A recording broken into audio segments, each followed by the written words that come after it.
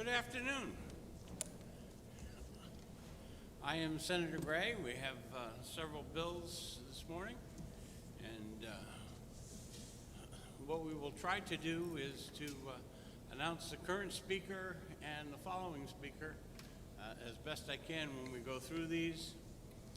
For people who are not used to testifying, we usually give preference to sitting legislators so that they can get on to other committee meetings or other things that come up. And with that being said, I do have a timer. I don't want to have a limit on people's testimony, but you know, when it gets past 3 minutes, I start to get concerned. When it gets past 5 minutes, I start to get awful nervous. So I may interrupt you and ask you to summarize your testimony if you get too long-winded, okay? So with that being said, the prime sponsor of the first bill we're going to hear is here at the table, and because logistics are the way they are, I am going to let her introduce her bill right from the table where she sits, and the next one on the list will be Representative Lynn. There he is, okay. So that's the way we're going to do this, announce the current speaker and the next speaker. So, and with that, prime sponsor. Thank you, Mr. Chair. Thank you, committee, for hearing my testimony. For the record, my name is Regina Birdsell, State Senator for District 19, which encompasses the towns of Derry, Hampstead, and Windham, and I'm the prime sponsor of Constitutional Amendment 36. This amendment was requested by several constituents, and it basically, CACR 36 is all about protecting the integrity of our election process and clarifying who qualifies to vote in New Hampshire. Currently, our Constitution provides that a voter must be domiciled in the state to vote, and there has been far too much confusion over this term. The amendment requires both domicile and primary residence. In doing so, Constitutional Amendment 36 makes it clear that New Hampshire elections are for New Hampshire voters. There are several individuals interested, Mr. Chair, in testifying who can get into the details of the amendment, and I would request, as I said, Representative Bob Lynn and former Chief Justice be brought up to testify right after me. And with that, I'll end my testimony. Okay, thank you very much. Representative Lynn, and then followed by Tim Horgan. Where's Tim? Okay. Thank you, Mr. Chairman, members of the committee. My name is Bob Lynn. I'm a state representative from Rockingham District 7, the town of Windham, and I am here in strong support of CACR 36. I thought I'm going to be very brief, but I thought I would focus on why this is so important. It's important to note that right now the Constitution of New Hampshire does not require U.S. citizenship, although that is required by current New Hampshire statute. So you might say, well, it's required by statute, what's the big deal? I think the big deal, and the reason this is so important is to put this in the Constitution, is if it's in the Constitution, that means it can't be changed by statute. And some of you may recall that you passed, I'll give you an example of how this is important. You may recall that the legislature passed a few years ago Senate Bill, I believe it was Senate Bill 1264, sponsored by Senator Birdsell. And eventually that came over to the Supreme Court when I was still on the court for what's called an OJ, an opinion of the justice's decision. The issue in that case was whether the Constitution required New Hampshire to have what I would refer to as a more relaxed or an easier standard for being considered domiciled in New Hampshire for voting purposes than it was required for being a domicile of New Hampshire for any other purpose. So that what the people who opposed 1264 wanted was they wanted to be able to say, yes, I'm a domicile of New Hampshire, let me vote here. But I'm not a domicile of New Hampshire for the purpose of registering my car or getting a New Hampshire driver's license or any of the other things that one would normally think, well, if you really are a domicile of New Hampshire, you need to do these things.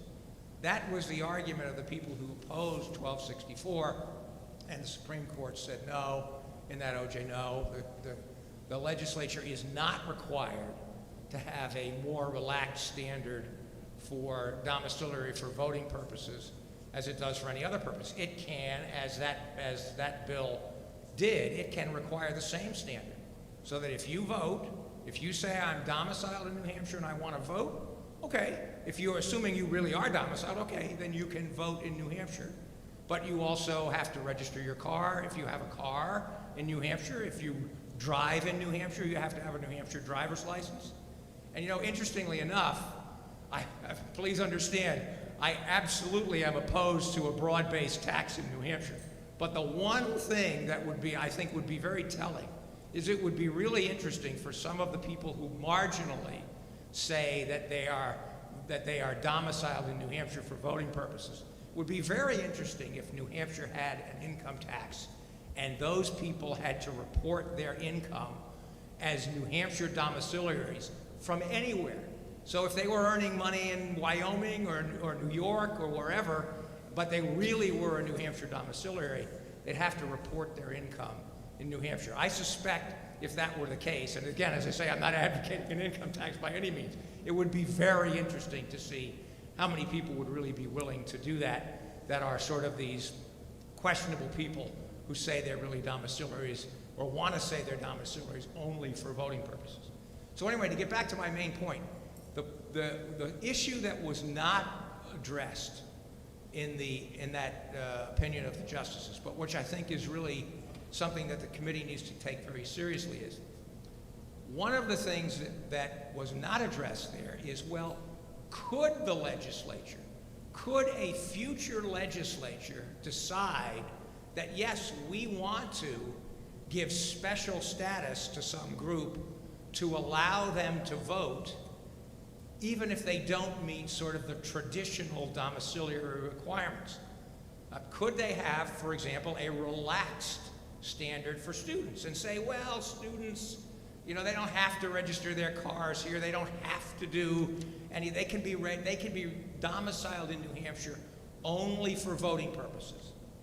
The court in that OJ didn't address the question of whether, it said the legislature is not required to have that relaxed standard.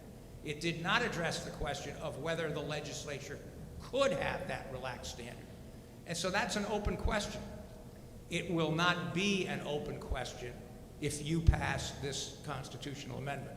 And that's one of the reasons it seems to me it's very important that you do pass it. That's really all I have to say. I'm happy to take any questions anybody may have. Thank you, Representative. Questions? Senator. Just a clarification, Representative, that was 1264 was now Speaker Sherm Packard's bill. I'm sorry, I apologize. I thought it was yours. I'm sorry about that. Want to give credit where credit yes, is due. absolutely, I agree. All right. Thank you very much. Additional questions from committee members? Seeing none, thank you very much. Tim, do I have any other sitting state legislators in the room that were signed up? Okay, seeing none, next we'll have Mr. O'Brien. Thank you very much. Can you hear me with my mask on? I'm Representative Timothy Horrigan from Stratford County District 6, which is the towns of Durham and Madbury, and Durham is not at all coincidentally the home of the University of New Hampshire and the home to several thousand citizens who are residents of New Hampshire but who moved here for the purpose of going to school. And as you know, I consider them members of the community and residents just as much as anybody who moves there for any other purpose. They're not just tourists. And there certainly are other people in New Hampshire, for example, the members of the Free State Project, who could be classified as political tourists, but let me stick to the point here. So it adds the phrase, "and has primary residency." I think I'll take the mask off. I can probably be heard better without it, even though I'm very uncomfortable wearing a mask, going unmasked in this building, but it's only for 5 minutes or less. Adds the phrase, "and has primary residency" to existing constitutional language, which states that voters must be domiciled in the place where they vote. And it's totally unclear to me what, quote, primary residency is. And it's also unclear why a person who could be domiciled in a certain place should be disqualified from voting simply because his or her residency is not primary. And it appears that there could be some cases where an individual can now be totally disqualified from voting anywhere at all. If you were domiciled in one place, but you have your primary residence somewhere else, you would theoretically be disqualified from voting in either place, unless, of course, the term primary residence is construed to have no meaning at all other than, quote, the place you're domiciled. So the way I see it, CACR 6 is either meaningless and totally unnecessary, or it grossly violates the U.S. Constitution and all principles of fairness, or possibly both. And moreover, it's bad policy at all. And I said in my written testimony, it seems to be aimed at college students. When the sponsors came right out and said he doesn't, well, maybe just stopped just short, but he very strongly implied that he doesn't like college students voting in New Hampshire, and he described that's where the term political tourists came up. And they typically very recently moved to the communities where they go to school from somewhere else, and often, although certainly by no means always, will only stay for a few years. And not to get too partisan here, but currently, and really ever since the era of Ronald Reagan, which was almost half a century ago, between 40 and 50 years ago, New Hampshire college students are much more likely than other granted staters to vote Democratic. And I certainly understand why Republicans don't like that state of affairs. But their preferred solution to this situation, I'm being a little, I'm a Democrat telling the other party what to do. That's probably not going to be welcomed too much, but I will say the preferred long-term solution should be running candidates whose policies appeal to younger voters. So in the long run, stopping younger voters from voting is a counterproductive policy, especially since they will in due course become middle-aged voters. And also, of course, voting is a good habit. The college years are when lifelong habits are formed, and hopefully we all agree that voting is a good habit, and people should be voting every year when we have the elections. And it doesn't just apply to college voters. It adversely affects any citizen who moves around a lot and/or has multiple residences. And also, I should add, we seem to be kind of working the assumption that the other place where the person lives would be out of state and they can just go vote out of state, supposedly absentee, which we hear about how easy it is, even though that's not easy and it's becoming more difficult. But this also affects people, for example, with the college students. More than half of the college students in the state actually are from New Hampshire. So somebody moves to Durham or Hanover ever from another town, there apparently would be, if I understand the intent of this amendment correctly, they'd be disqualified from voting in Durham or Hanover or whatever, but they would also be disqualified from voting in their old hometown. But and finally, particularly totally disenfranchised so-called Uokava voters, and I'm not even sure exactly what Uokava votes for, but I do see the Secretary of State here. So Uokava voters are United States citizens who have moved overseas, but they're still entitled to vote in the last place they lived before they moved out of the United States. So obviously, by definition, they could say they're domiciled. We are kind of stretching the definition of domicile, but they absolutely couldn't claim that their primary residence is in New Hampshire. But by federal law, they have to be allowed to vote in federal elections somewhere in the federal law. I don't think lets them vote anywhere other than the last state where they lived, which, if it's New Hampshire, there's a bit of a quandary there. So this amendment is totally unnecessary, and also, I guess, there's very little chance of getting even out of either chamber of the probably, I don't see how it's going to get out of the Senate and certainly out of the House. But so it's unnecessary, and I urge you to find it inexpedient to legislate. Thanks. Are there any questions from the committee members? Seeing none, thank you very much. Thank you. And Mr. O'Brien, and he will be followed by Paul Toman, Ward 9 Nashua. Thank you, Mr. Chairman, members of the committee. My name is Bill O'Brien. I'm a resident of the city of Nashua, former Speaker of the House, and president of Pine Tree Public Policy Institute. And I was really heartened by Representative Horrigan's remarks, because a concern we have is that people might mistake this as an effort to make sure his college students don't vote, but he informed us that all his college students are citizens. So that's good. We want them all to vote. New Hampshire has a proud history of having a very, very high turnout, and we want to continue to maintain that voting turnout. You're going to have very many excellent presentations today. I'm not going to repeat them. I'm not going to try to forecast them. I would like to make one point, though. People vote because they think it makes a difference. They think it makes a difference if their vote where they are a resident will only confirm, will not do anything other than just confirm the consensus, as opposed to going someplace where at the margins they can make a difference. I recall the individual who came from California and was quoted in the newspaper several cycles back as saying, I should be voting in California, but my vote there makes no difference. My vote in New Hampshire will make a real difference.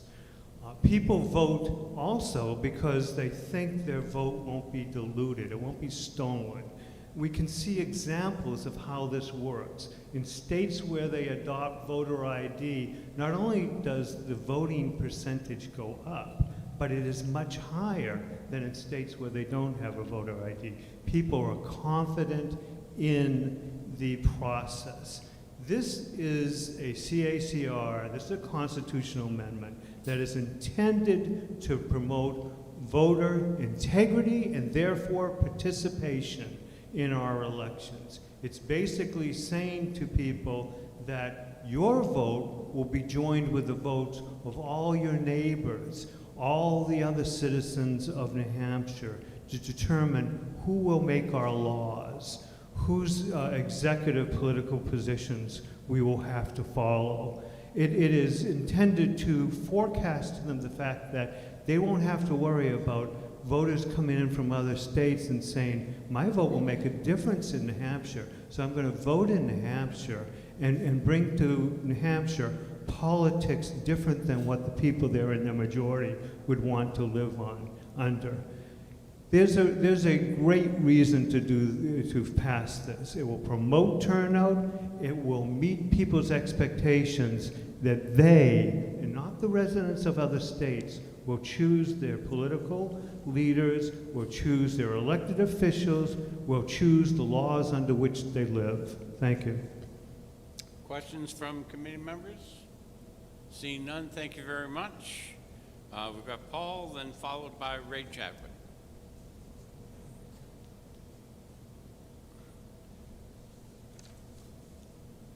Hi, my name is Paul Thoman. I'm from Ward 9 in Nashua. I'm here to make a point in support of CACR, and my wife and I work in the polls quite often over the years. And one year we were allowed to bring a camera in, and the point being that because we had the camera, we were in the poll all day at Ward 8, and we witnessed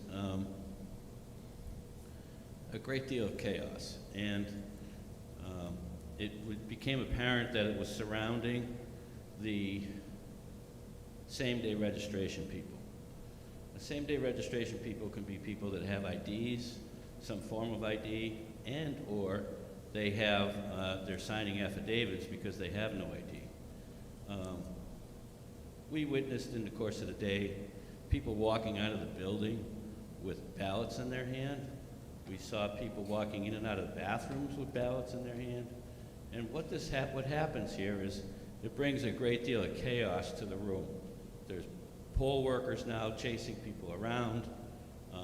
even outdoors. The chaos is where, you know, the situation gets really crazy. And people voice their opinions within the room during the course of this. It becomes very disruptive. So and again, I think that's really my only point, is that people, it's obvious there's people in the room that have never either voted or they've never voted in New Hampshire. Thank you. Thank you. Questions from the committee? Seeing none, thank you very much. Ray, and then followed by Edward K. Hanslick. Thank you, Mr. Chairman. The committee members, thank you, ladies and gentlemen. My name is Ray Chadwick. I'm from Bedford, New Hampshire. I'm chairman of Granite State Taxpayers, state's oldest statewide taxpayer advocacy group. Our interest is to advocate for voter laws that are simple, easy to understand, resistant to fraud, and available exclusively for residents of the state of New Hampshire. So when we go back and look at a representative Republican form of government back to John Locke, the idea is that we elect representatives, they make laws, our deal is to live under them, and if we don't like the result, we have the chance to go change that. When you have a situation as we do today where I can be standing in a ballot line, I will cast my ballot, then I will go home. I'm a resident of Bedford, New Hampshire. My cars are registered there. I pay taxes. I pay dividend and income tax. Next to me can be a person who votes just like I do, and then is a resident of, let's say, Wyoming, who doesn't have to deal with the taxes, doesn't have to deal with the rest. In our opinion, that sort of corrodes the idea of representative government. More importantly, the 14th Amendment of the U.S. Constitution and Part 1, Article 2 of the New Hampshire Constitution guarantee us all equality of treatment before the laws. And I submit to you, ladies and gentlemen, committee members, that our current situation does not provide that. This state is the only one in the country that knowingly allows known residents of other states to vote in its elections. In 2016, 6,540 people came here on election day, registered to vote, used out-of-state driver's licenses to provide identification. We have Secretary of State data to prove that. An out-of-state license, like a state license here in New Hampshire, can only be gotten if you prove you're a resident of that state. So it may be good ID for our elections, but it proves that those people were actually residents of other states, and since many of them were motor voter states, that means they were likely already registered there. So in those cases, those were people that came to our election, and in a state where senatorial elections can be won or lost by 1,000 votes, there is nobody can argue that they may not have influenced it, then gone home and not living with the consequences. So the U.S. Supreme Court has talked about this, Dunn versus Blumstein in 1972. They said that we have recognized states have the right to ensure that voters are bona fide residents of the relative political jurisdiction, which is what we are looking for here. And I should make one more comment because it's been brought up. This is not an issue of students or not students. This is an issue of residents. And we are one of the only states, you'll be not surprised to know, that accords students the opportunity to vote here even though they may be legal and already have voting rights in other states. And I'll give you an example of the state of Maryland. Its guidance for students says that they can vote there if Maryland is the place they consider their official or permanent home, the place, the address you use on tax returns, government documents, driver's licenses, bank accounts, and so forth. So we support CACR 36. We expect that it will end the continuing debate over inhabitant, domicile, and resident. So thank you very much for your time. Any questions? Seeing no questions, thank you very much. Thank you. Edward, and then Linda E. Molinaro will be next. Go ahead. Hello, my name is Edward Hanslick. I'm a resident of Sugar Hill, New Hampshire. I'm here speaking on behalf of myself and others of a like mind. I'm here to also support CACR 36.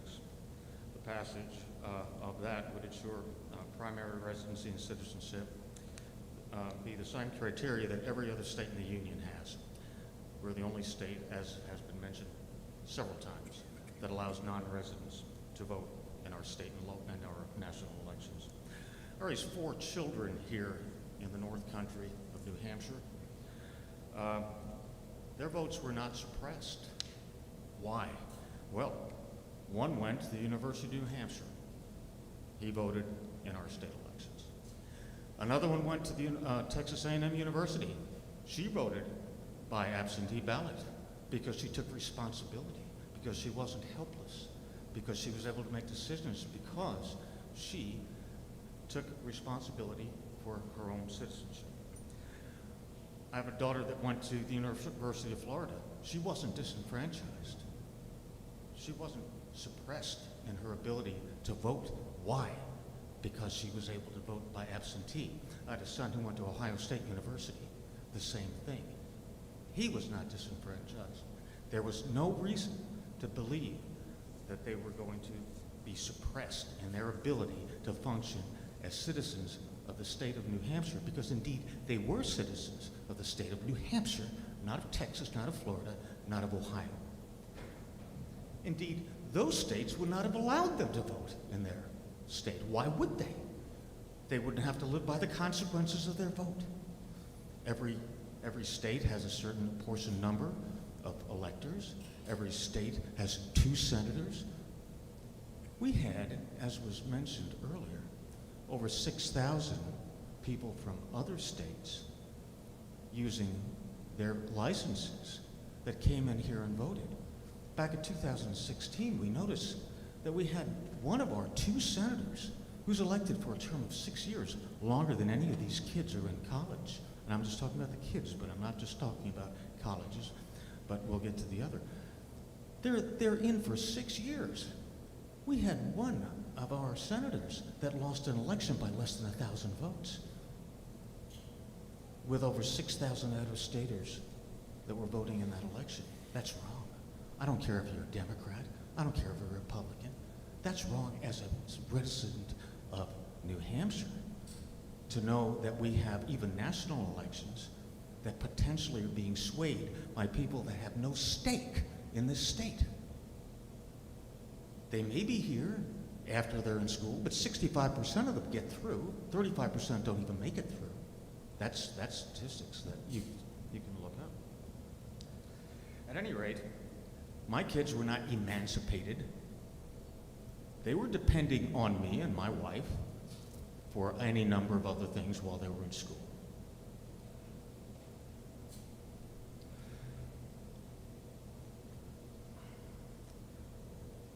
There are 53 towns in this state that have less than 1,000 residents. I'm not talking about voters, I'm talking about just residents. 53 towns have less than 1,000 residents. We have 6,000 out-of-staters that are voting. You talk about diluting a vote. Entire towns can sit home and not even vote. If these people are going out there and diluting or otherwise influencing the election, we have another 150 towns with less than 6,000 people in them. That's fewer than the number of people in 2016 that we know voted using states' licenses that were not New Hampshire's. We're a small state. This isn't as if we're in Texas or New York or California. It doesn't take that many votes to affect a large difference in outcomes depending on the election. The presidential election in New Hampshire in 2016 was decided by less than 3,000 votes, with over 6,000 votes coming from outside. The impact is significant. No matter if you're talking about a disgusted Republican in Lowell saying, gee, my vote doesn't mean anything in New Hampshire, in Massachusetts. I'm going to go to New Hampshire and vote. At least my vote will mean something. in New Hampshire, or you have someone in Maine saying, well, this state is going to go Democrat, so my vote is really just a force multiplier and I can't get anything more out of it. I'm going to go to New Hampshire, which, by the way, we noticed that the last speaker brought up someone from California that was reported that talked about Edward? coming from elsewhere. We need- Okay, I witnessed it myself.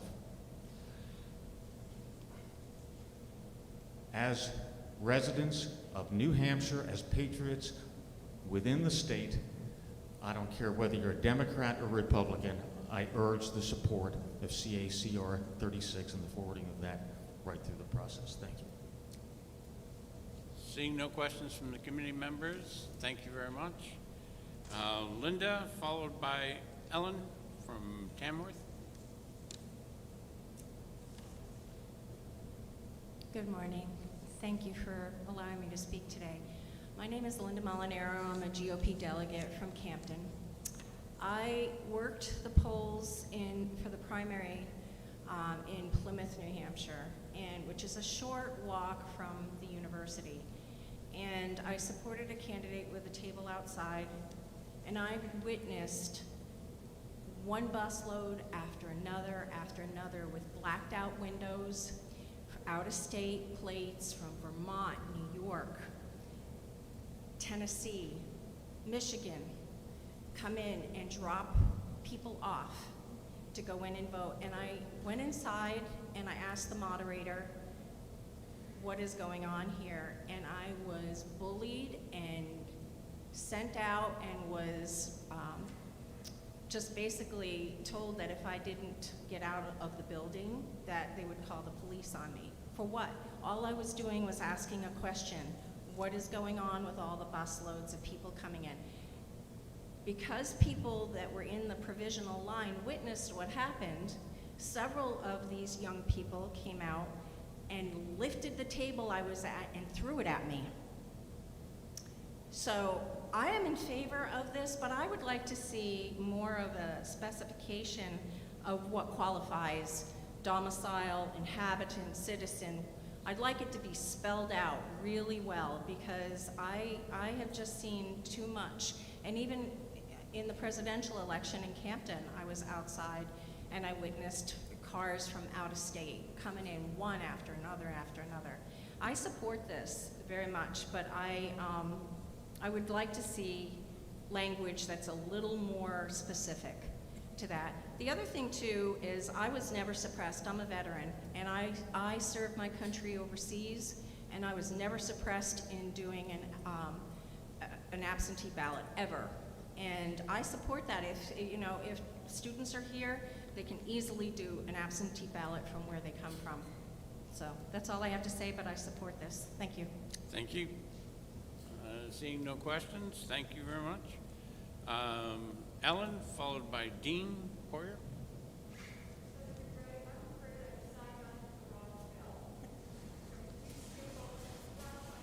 We'll check you off. All right, Dean, followed by Julian. Hello, my name is Dean Poirier, and this bill is very important to me for a number of reasons. One, as the only person running in CD2 that's actually a resident of a born and raised here in New Hampshire, I'm really interested in just our own state participating. Now, one thing that wasn't mentioned with the 6,000 votes in 2016, 2,700 plus is all it took to swing our vote for the presidency. Now, as a person running for Congress in CD2, which is Nashua, and I'll get a little bit more personal on my experience there. I actually worked the polls in the last election here in Concord, and we were getting phone calls from other poll watchers down in Nashua that were talking about the exact same thing this young lady was talking about here. Thank you for your service. Of buses coming in, not only cars, but buses, and we actually started asking our officials about it, and they wouldn't even have the conversation with us about it. So this bill is very important, not only for the elections moving forward, so that it's our residents, but on, excuse me, I'm slightly nervous. My ex-wife, who is my best friend, is from Germany. She came here, gave up her German citizenship, became an American because she said she wanted to help, this was even before Donald Trump, so excuse her, keep America great the way it was. So she wanted to vote. Well, now we hear that her vote doesn't even count. The fact that she's been a 20-year citizen and resident in New Hampshire and gave up her German citizenship to legally be able to vote, and now it don't count because people are coming in. That's just not right. So please support this, and I agree it needs to be a little more specific so that there's no loopholes to jump through. Thank you very much. God bless. Thank you. Seeing no questions, we'll move on to Julian, followed by Daniel.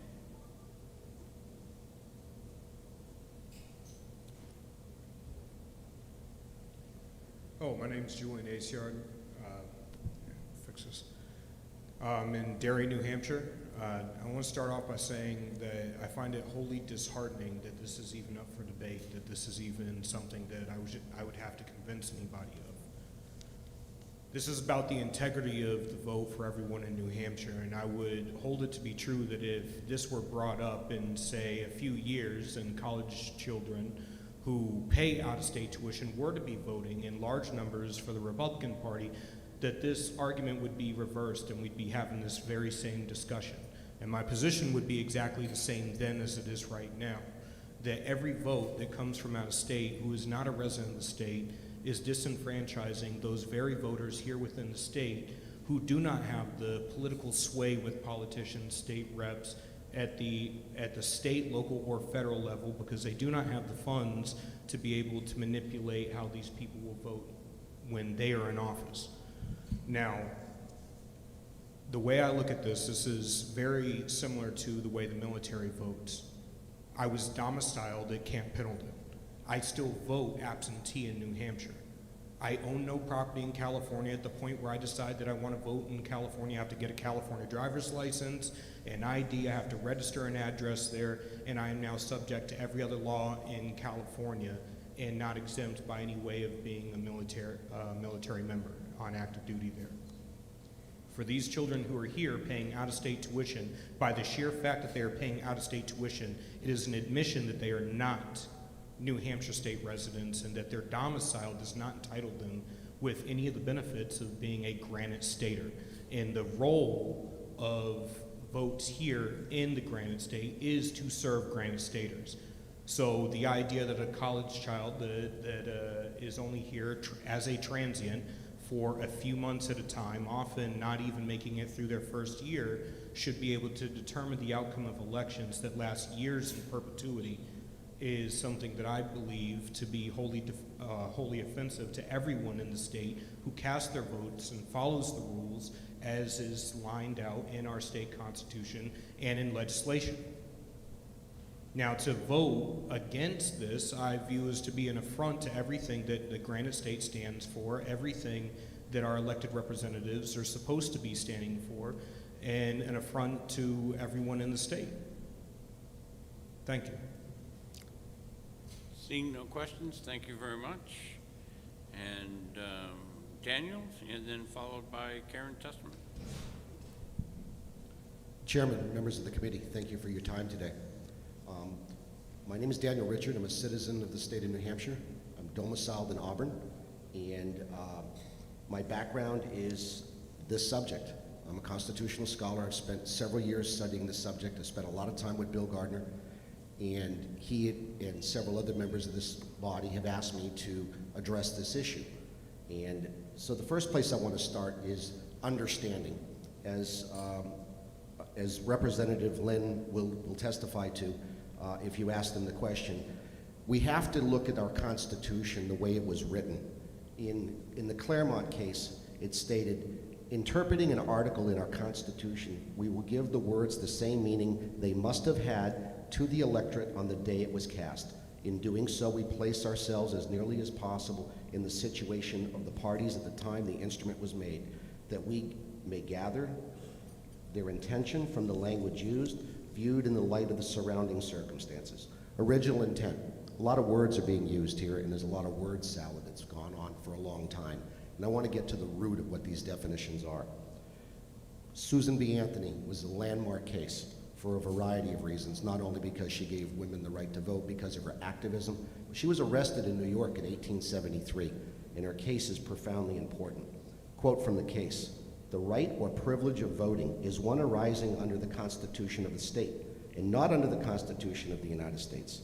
The qualifications are different in the different states. Citizenship, age, sex, residency are variously required in different states and may be so. If the right belongs to any particular person, it's because such a person is entitled to it by the laws of the state where he offers to exercise it, and not because of citizenship of the United States." Her basic premise was, she argued, hey, under the 14th Amendment, I have the right to vote. And the Privileges and Immunities Clause of the 14th Amendment is what she cited, and the court said no. It said that there is no right to vote under U.S. citizenship status. The New Hampshire legislature cannot use or cite the U.S. citizenship as a requirement to vote, as such statute is void of any right to vote. The right to vote voter qualifications is a right reserved to citizens of this state. Voting is a right reserved by the people in their Constitution of New Hampshire and reaffirmed by the U.S. Constitution, Article 1, Section 2. And that's why I would argue that even though I think you're on the right path, in some respects I agree with it, but it's state citizenship, not U.S. citizenship, because Article 1, Section 2 says clearly that the people of the several states, the first thing they did when they wrote the U.S. Constitution is reserve the right to vote to the citizens of the several states. Another quote from a different case that makes the point: "One who's been for many years a citizen of a state is still a citizen thereof. They're residing temporarily in another state, but without any purpose or abandoning the former." As some of the veterans have testified, I'm a veteran as well. So when I was naturalized in New Hampshire in 1981, I joined the military, went to Texas. So I voted absentee. I was a resident of Texas, key. I wasn't a Texas citizen. I was a resident of Texas and exercised my absentee ballot. When I moved to the United Kingdom and deployed overseas, same thing. I was a resident of the United Kingdom with no right to vote because I was a citizen of New Hampshire.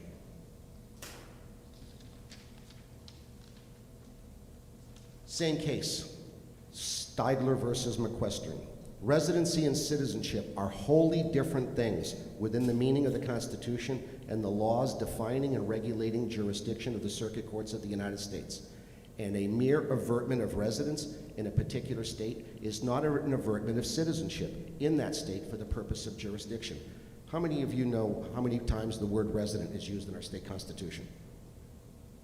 Once, in direct opposition to the word inhabitant.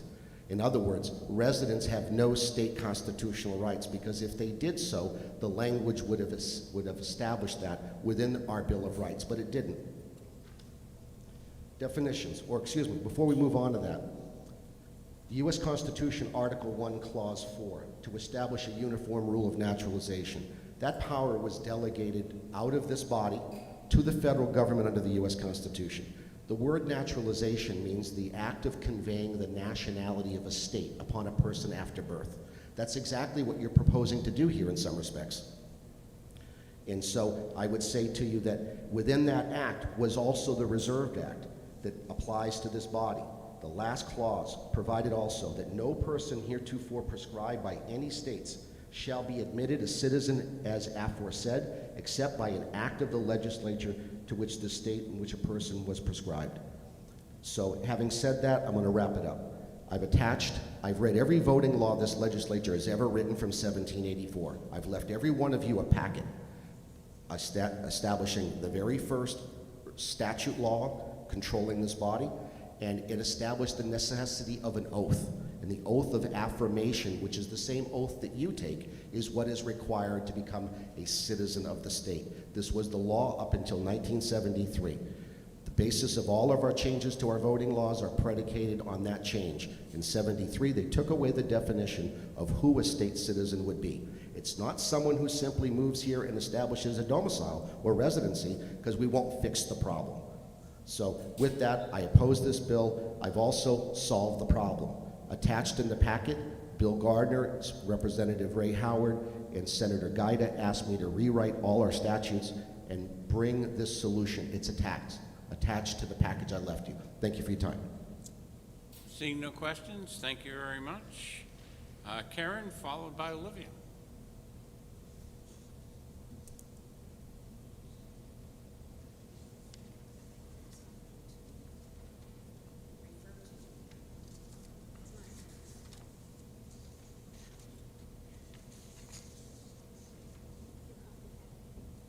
Yeah.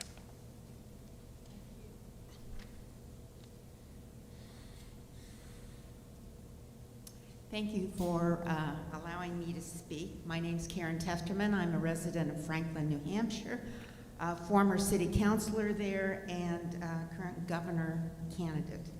I'd also like to say thank you to Senator Regina Birdsell and your colleagues for proposing this constitutional concurrent resolution. As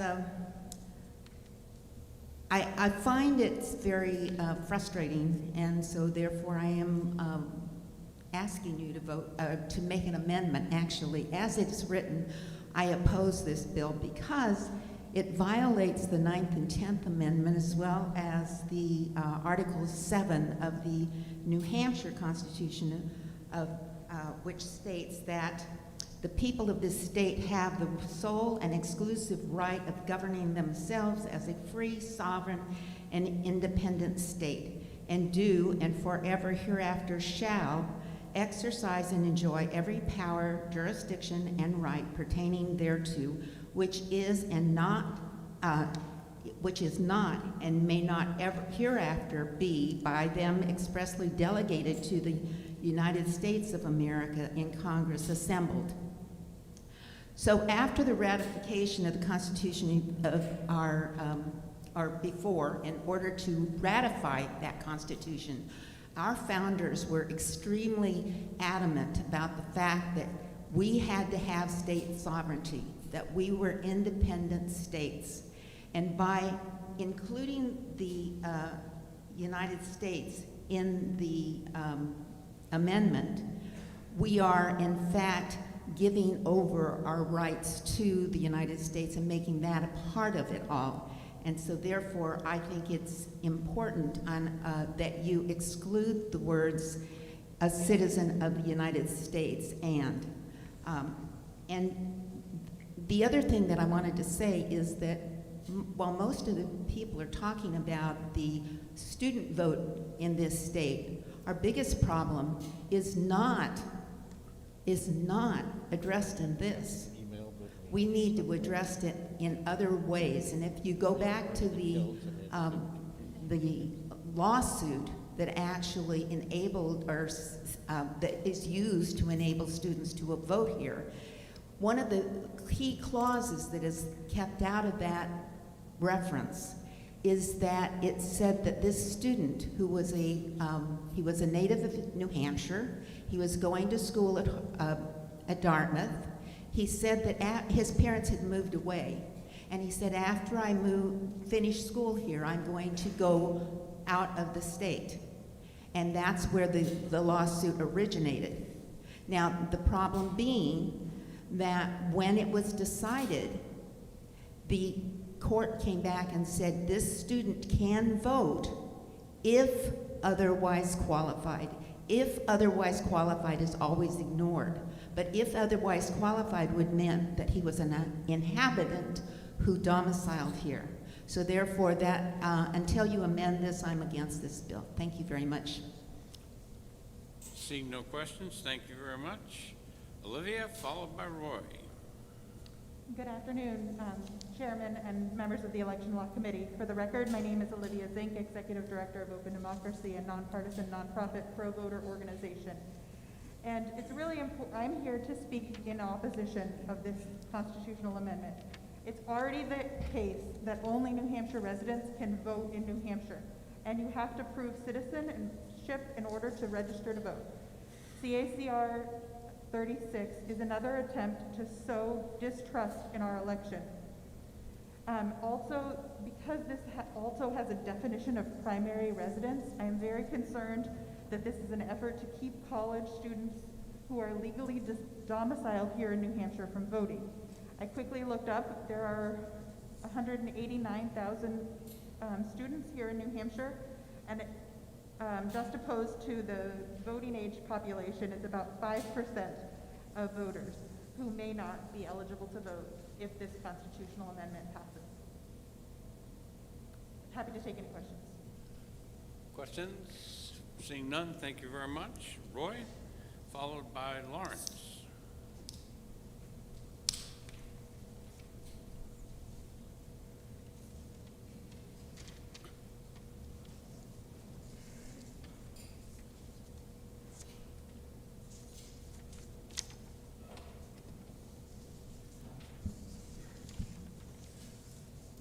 Hi, I'm Roy Dennehy. I'm a resident of Windham, New Hampshire, and I strongly support this constitutional amendment. As far as introduction, over 10 years ago, my wife and I, as Christian conservatives, decided to leave the state of Massachusetts and move to Windham, New Hampshire. And 2 years ago, I ran for election, and the voters of Windham elected me as one of the supervisors of the voter checklist in town. And today, I'm a active and strong supporter of the election process, not only in Windham, but also in the state of New Hampshire. There's 3 of us as supervisors in the town of Windham. And we have witnessed many people over the past couple of elections coming into the Windham High School, where our voting takes place, with out-of-state licenses presented to us on the day of election, claiming they are domiciled in New Hampshire. And by state law, we supervisors must give these individuals an affidavit, which is a legal document claiming they are domiciled in New Hampshire. And they sign it, we sign it, and then there's no real verification after they voted whether in fact they are in fact domiciled in New Hampshire, even though they've signed this document. This proposed constitutional amendment will solve this difficulty and this challenge, if you will, to us as supervisors to verify the primary residency and domicile of people coming in and claiming they are residents of the town of Windham.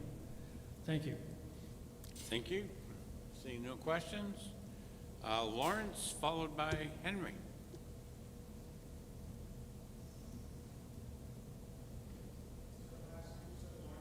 Cheatham. Yeah, if there was a conflict in the first names, I would be saying the last, but you can introduce yourself when you get to the mic, which is normal practice. I appreciate being here. My name is Lawrence Cheatham. I live in Bedford. I'm thrilled that we're taking the time to adjust our Constitution.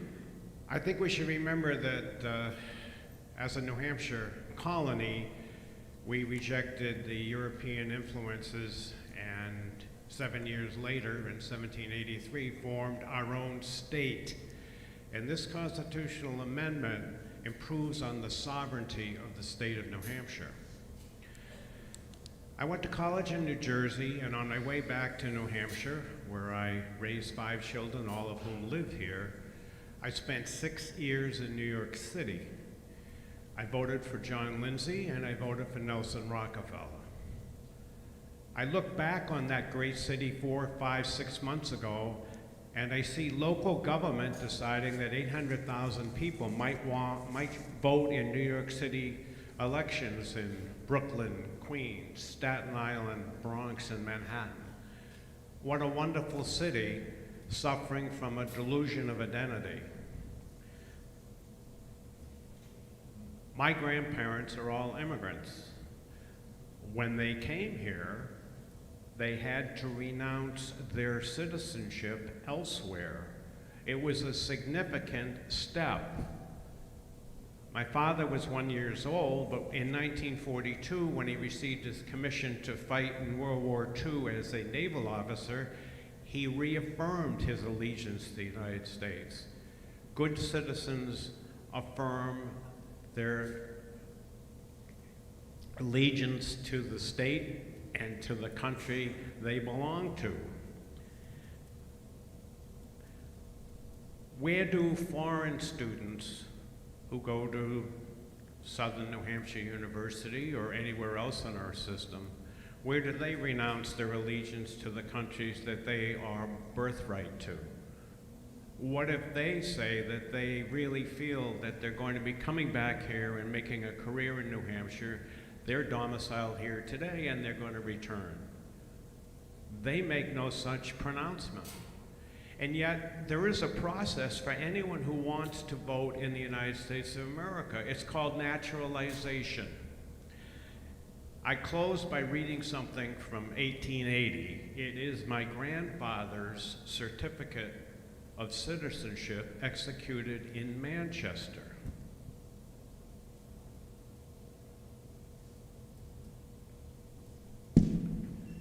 Now, the Irish were wonderful people, and I have many stories. But in order to be a citizen of New Hampshire and the United States, Terence had to forever renounce allegiance and fidelity to Victoria, Queen of the United Kingdom of Great Britain and Ireland. And that piece of historical fact ties together with the identity of the state of New Hampshire in 1783 when we became a state, and it comes right to the heart of this matter. There should be one man, one vote in New Hampshire. And if I may mention, my father, the Navy officer, was a traditional Republican, and my mother, a retired English teacher from Manchester's Central High School, a lifelong Democrat. And I remember my mother grabbing the car keys and always saying, "Tom, it's time to vote. I really can't wait canceling yours." So one man, one vote is important. If we have a larger denominator, my vote becomes fractionalized. We understand the dilution of votes. I salute the careful consideration of CACR 36. Thank you. Seeing no questions. Henry, you're next, followed by David. Thank you. My name is Henry Clementovich. I'm a senior staff attorney with the American Civil Liberties Union of New Hampshire, and I'm here. You either need to move closer or Sure. Thank you. Is this point it better? up or something. Better? Yes. Thank you. My name is Henry Clementovich. I'm a senior staff attorney at the American Civil Liberties Union of New Hampshire, and I'm here to testify against this CACR. In my view, this is a solution in search of a problem. The requirement in our Constitution is that a person be domiciled in order to vote in New Hampshire, which is defined statutorily as that one place where a person, more than any other place, has established a physical presence and manifests an intent to maintain a single continuous presence for domestic, social, and civil purposes relevant to participating in democratic self-government. In 2018, this legislature passed a law which essentially made the definition of residency and domicile the same. That was confirmed by our Supreme Court in 2020 in a case called Caroline Casey versus New Hampshire Secretary of State. It's already the case in New Hampshire that any person who registers to vote here is declaring residency and subjects themselves to the same requirements as anyone else. And so this constitutional amendment is unneeded. Moreover, the constitutional amendment does not define domicile or residency, so it would be left to a future legislature to do precisely what it's already done, which is set the requirement for the qualifications to vote in the way that they have. Finally, I'll just add that it's already a matter of statutory law that a person needs to be a citizen in the state of New Hampshire to vote here. I haven't seen any efforts to repeal that. I don't see any reason why that needs to be put into the state constitution. I'm happy to take any questions. Thank you. Seeing no questions, thank you very much. David, followed by Rusan. It's the last one on that sheet. Should I just go cross it out? Hi, David Andrews from Chichester. In 2016, 755,850 people voted in New Hampshire. 6,033, the 6,000 we've heard of, voted without an ID. After that, there was an extensive investigation by the Secretary of State and the Attorney General. The Secretary of State was able to determine that 5,575 of those people were residents of New Hampshire, and then it got turned over to the AG office, so the remaining 458 were investigated by them. Of those, only 66 were deemed to be determined as unknown whether they were residents or not. They were not able to determine that, and that's 0.008% of the people who voted in New Hampshire that year. So it really didn't have any determination of the outcome of any of the elections in New Hampshire.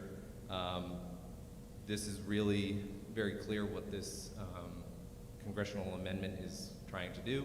It's trying to disenfranchise college students who overwhelmingly vote Democrat. Thank you. Seeing no questions, thank you very much. Rusan?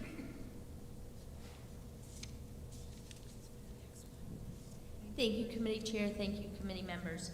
My name is Roseanne Chester. I'm from Bedford, New Hampshire. I was born and brought up here in New Hampshire. I know you guys have heard a lot over the last couple of weeks with regards to voter integrity and some of the problems that we've seen, not only in the 2020 election, but even as early as the 2018 election. What this CACR does is it gives the people the belief that we're trying to put transparency and integrity back into our elections. We've lost that. We've been disfranchised. We're the ones that have been disfranchised, the real voters, the real residents of New Hampshire. Coming from a personal perspective, as a Bedford resident, we have quite a few students that attend St. Anselm's College. Many of those students are nannies and or babysitters and or dog walkers, whatever, for our Bedford families. I have seen on a number of occasions where they have voted in, rightfully so, they're domiciled here in New Hampshire, they voted in New Hampshire, but then on election day, their mail person has picked up absentee ballots. That is not okay. Each time I've seen it, I've called them out on it. I've explained to them that that's not okay, that is committing a big problem, and they said they'd follow up. But that's as far as we've gotten.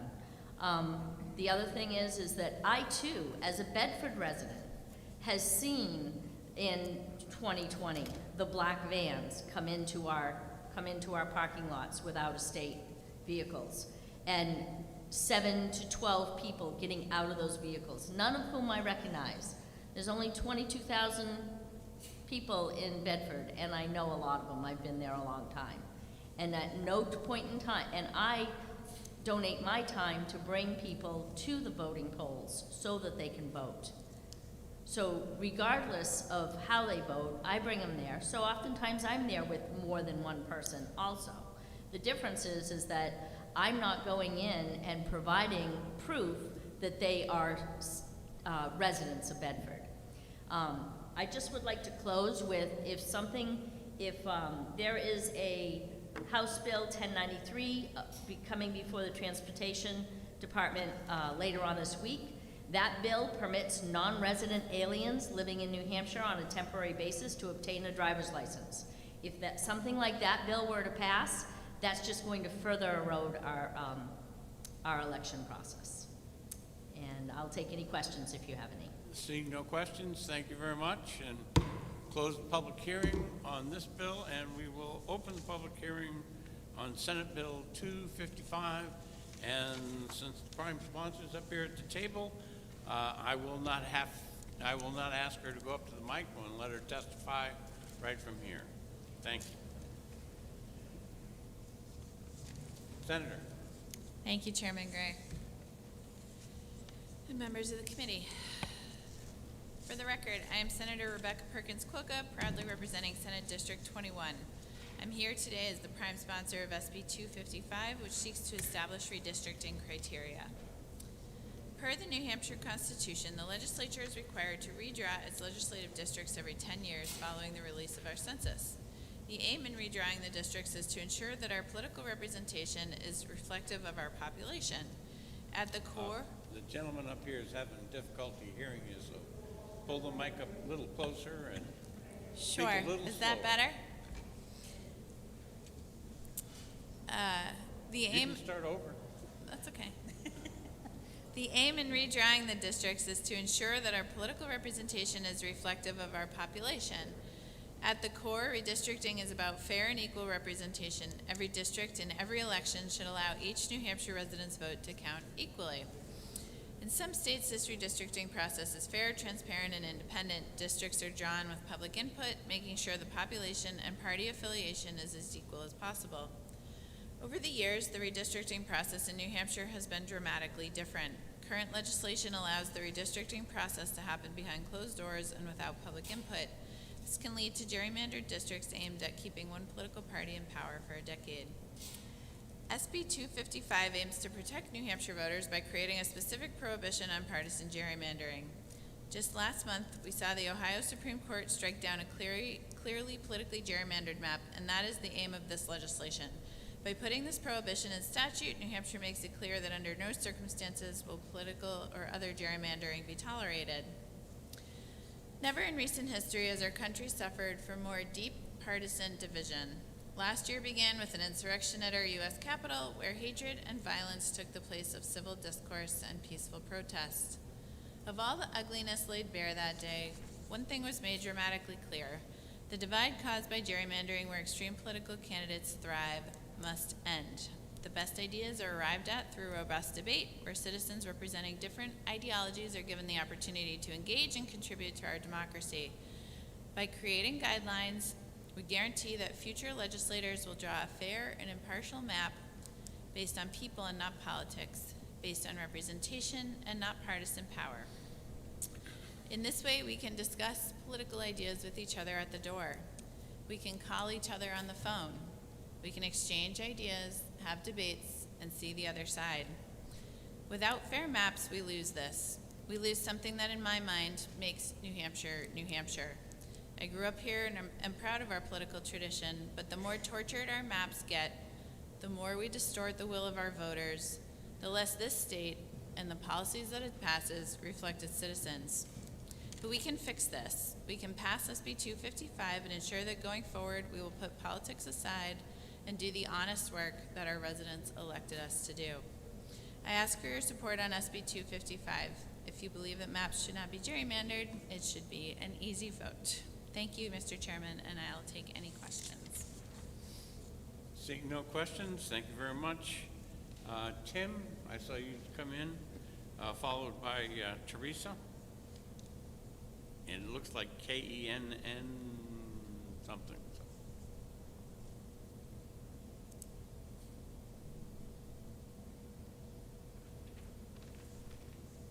Thank you very much. I'll take my mask off just for the, hopefully just a minute or so it takes me to speak. I feel very uncomfortable going unmasked here, most because I don't want to catch anything. I don't want to pass on anything, although I did have a negative test yesterday. So, yes. So I'm Representative Timothy Horgan from Stratford County District 6, the towns of Durham and Madbury, and I'm one of Representative Senator Perkins Quokka's constituents. And I came in the middle of what she said, but I'm quite sure I would agree 100% with everything she said. The only other thing I have to add is this bill seems on the face of it should be totally unnecessary, because it's really just very simple common sense that we should draw districts that are as simple and as compact as possible. But sadly, looking at some of the plans we had 10 years ago, and especially the plans we have this time, it is necessary. So I think going forward, this law will, so 10 years from now in 2031, hopefully, in 2032, hopefully, we'll draw plans that are less absurd than the ones that at least have been proposed, not yet passed, but proposed. So that's why I support this. Thank you. Seeing no questions, thank you very much. Teresa, followed by Dorothea.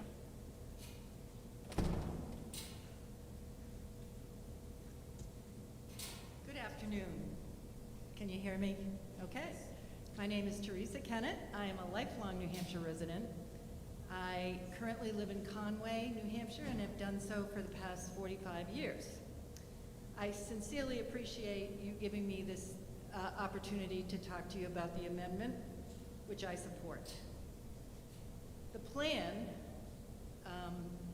that the Republican House has put forward changes the districts drastically, and they have not been changed for over the last 200 years in such a way, flipping over 300,000 people to a different district. The geography alone is incredibly upsetting if you happen to live in central or northern New Hampshire. Historically, we have had 2 representatives who have a vested interest in our very diverse needs. The map put forward by the Republicans does not. It has 1. And that one person is supposed to attend to all of the North Country, all of the central New Hampshire, and the southwestern part of our state. Additionally upsetting is that the proposed Republican map makes our districts uncompetitive. Gerrymandering ensures safe seats, which result in politicians not being very attentive to their constituents. A politician can get elected once and stay in office for a lifetime in a safe seat without ever earning that seat again. Competitive districts result in elected officials being very responsive to their constituents. Uncompetitive seats, gerrymandered seats, only worsen the political divide that already exists. A strong, trustworthy democracy depends on voters electing their representatives, not the other way around. I am counting on our elected officials to end map manipulation. We hold our elected officials to a high standard, and these blatantly gerrymandered seats in the Republican map seek to only protect a political party's hold on power. That falls far from that standard. New Hampshire voters need and deserve fair seats, fair districts. I urge the committee to amend the proposed maps to be far more competitive or to reject them entirely in favor of the existing districts. Thank you for hearing me out. Yes. Just so that you know, I think that you were actually testifying on one of the other bills, 50 or 52, but because it's so closely related to the content in 255, it's relevant. What I'm trying to say is that we've heard you on all of them if you want to make this testimony, you know, so that we're thinking about it for all of them, okay? I won't get up here and do this again. All right, thank you very much. And Dorothea, followed by Brian.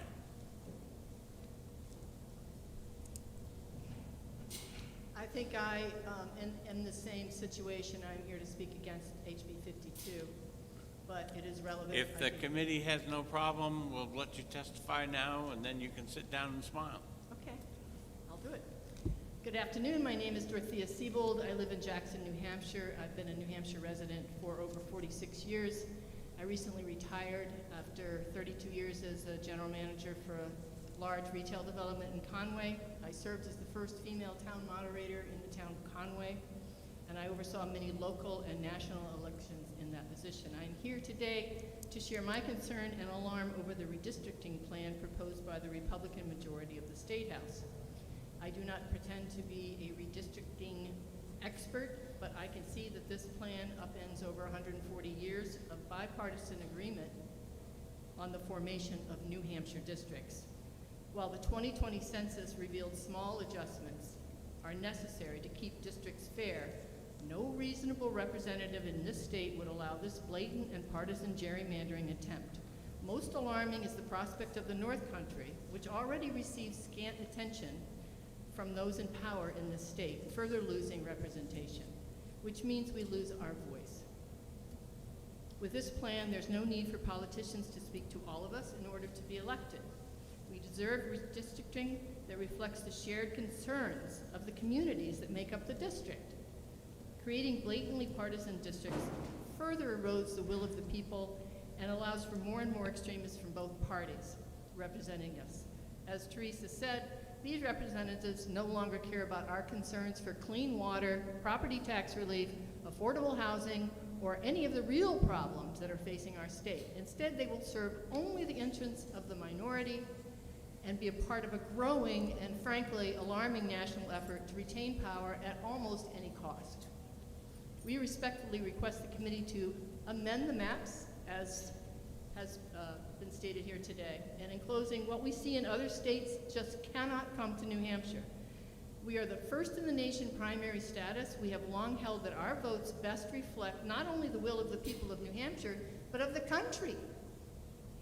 What has happened to us that we are now on the cusp of a radical plan that reflects not the will of the people, but rather the will of extremist politicians coming from Washington. Thank you for your time.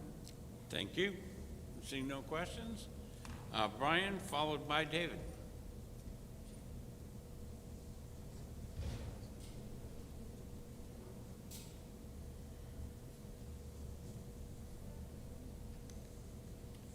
Good afternoon, Senator Gray and members of the Senate Election Law and Municipal Affairs Committee.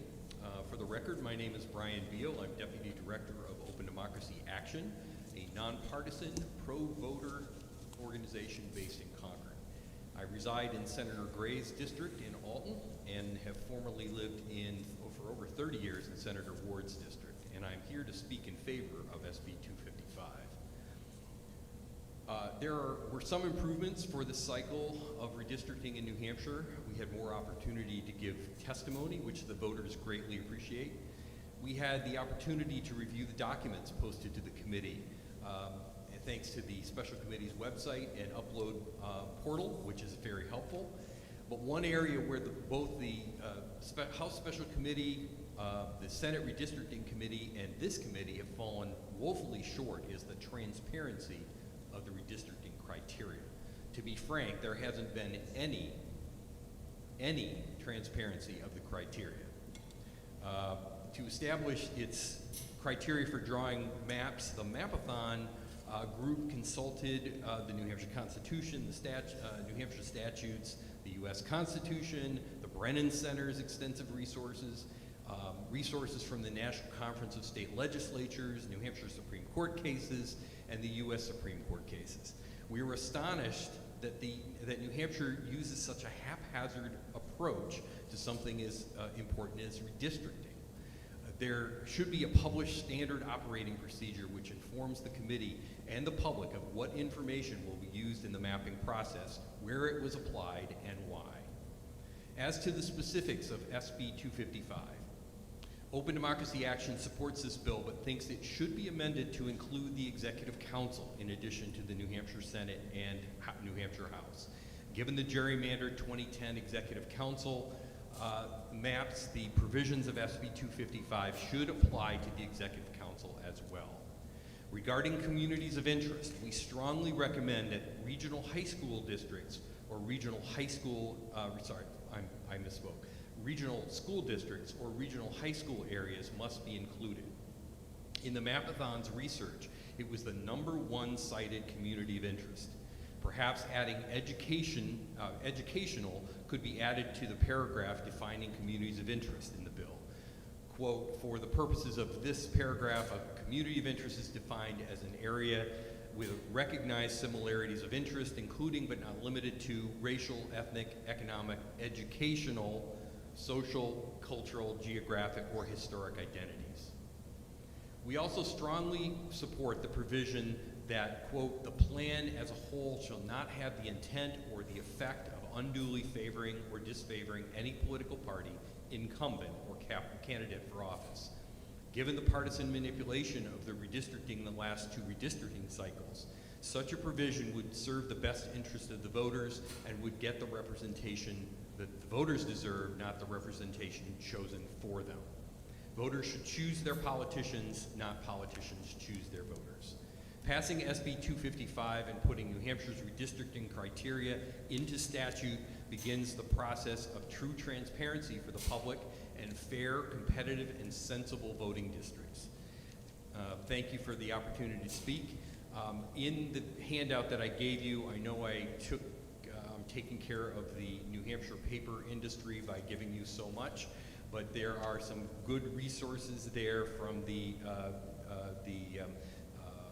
Conference of State Legislatures and the Brennan Center, and I've also included those electronically in my electronic filing.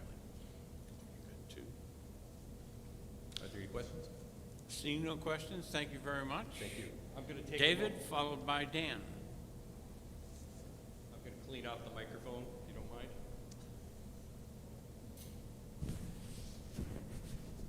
I saw this hadn't been done. So.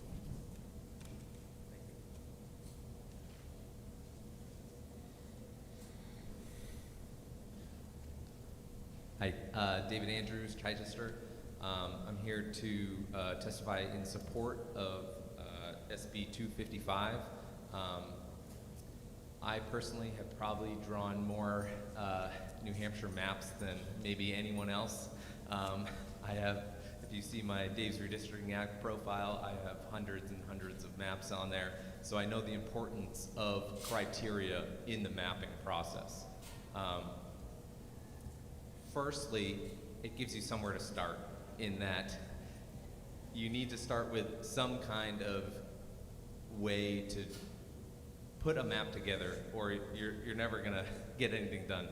But more importantly, it gives you something to judge maps against so that when you see multiple different maps, you're able to decide which map is best simply by looking at the criteria laid out, and then you can see that, say, high school SAUs are important.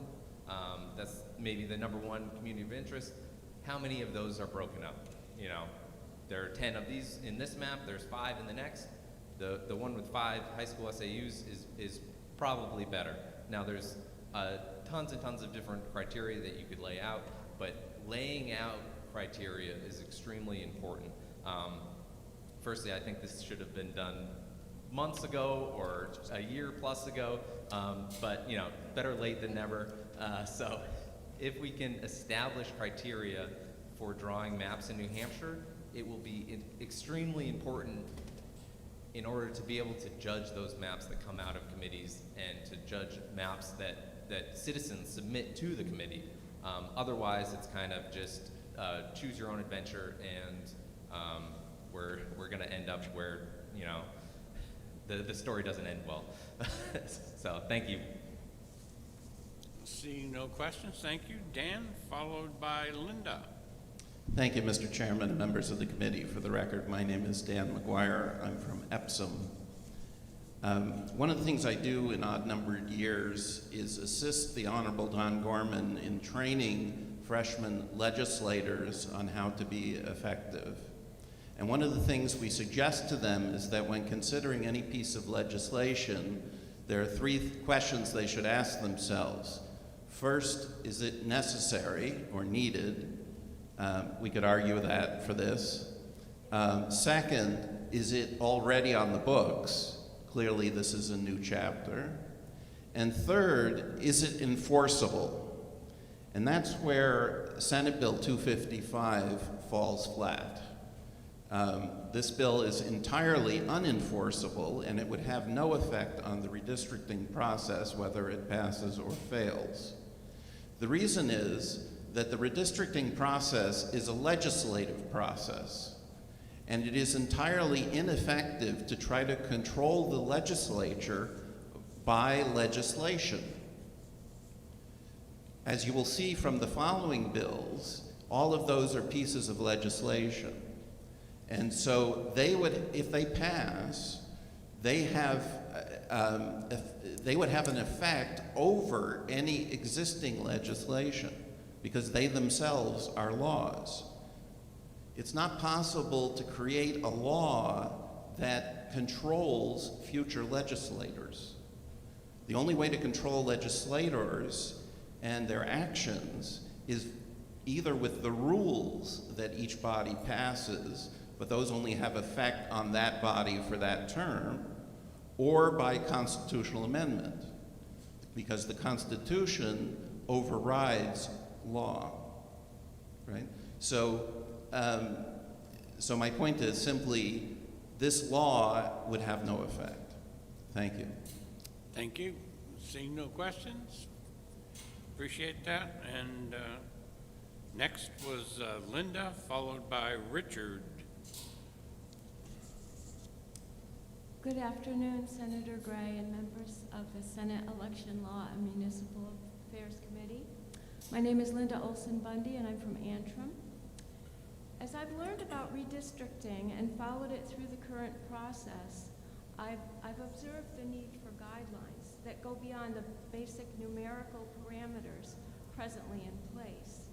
Some maps have been introduced simply as meeting the federal and state constitutional requirements with little else for their basis.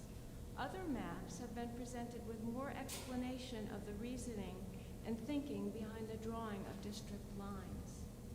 SB 255 establishes basic criteria for redistricting that follow best practices that are common to respected open source redistricting applications such as Districtor, District Builder, and Dave's Redistricting app. Compact shape and contiguous boundaries are sensible standards to have. Communities of interest are connections among voters that define the character of districts and grow the issues that matter to them. Clearly stating that districts shall not unduly favor or disfavor any political party, incumbent, candidate, or any racial or language group holds the legislators drawing the maps accountable to specific ethical standards. Having clear criteria will increase the understanding the voters have for this process and make the legislators involved be more open and accountable about the maps they propose. Now, while we still are in this process of redistricting, it is the time to apply what we are learning and legislate criteria that will improve the process and the resulting maps after the census of 2030. Thank you very much for your time. Thank you. Seeing no questions, we've got Richard, followed by Mary, and that's Mary F. Do we have Richard, Jenkerson, Jenkerson? Seeing nobody standing up and running to the microphone, Mary. Mary F. F-R-E-I-T-A-S? No? Tom? LaPierre? Yep, sounds good to me.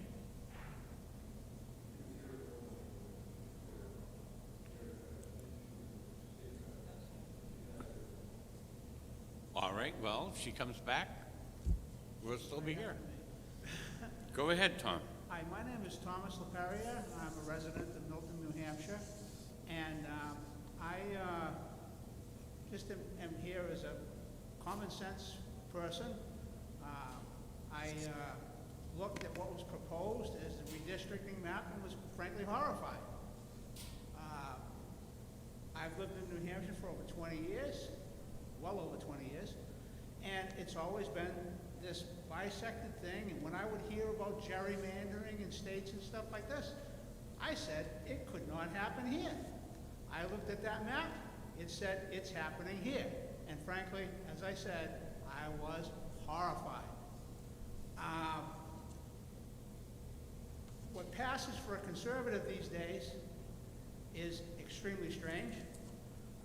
I particularly like the status quo. I think the status quo is beautiful. It splits the state right in half. There may be some disagreements where that line should fall, perhaps, especially where Concord and Manchester are in the middle of the state, and I can see some controversies there. But this idea of moving whole big blocks of people who living in communities tend to be like-minded. We tend to live around people we agree with rather than people we disagree with. Pretty normal human behavior. So you take all of these people from one area and you put them in a district that's traditionally been the other side of the state. Makes absolutely no sense to me at all. If this law passes, I'm going to be wondering whether these people who are passing these laws belong in loony bins or perhaps jail, because this is frankly outrageous. The districts that we have now make sense. They make the kind of sense that gives people trust in the process, in the government, and frankly in the sanity of our state. You know, some of the things that I'm hearing and stuff like that, like I say, I say, oh geez, those people are nuts over there. In New Hampshire, we're sane, you know, and I just, like I said, I probably, by the way, I'm probably testifying about the Wrong bill, but that's all right. Continue. The senators understand. I think that this makes an awful lot of sense right here, what's being proposed, and I frankly worry about what this gentleman brought up. Is it enforceable? And I think that that's a big problem. I think he's pointed out something very important. We'll stick with your testimony, sir, and we won't speak about other people. Thank you. Okay. Districts shall form single boundaries and shall not be bisected or divided by other districts, respecting geographic integrity. That's what we have, and I think what we have is pretty good. Thank you. All right. Thank you very much. I don't see any questions. The last one that I have on the list, it starts off with Pat, and I don't know what the, looks like EGG for the last name starts with. Come on up.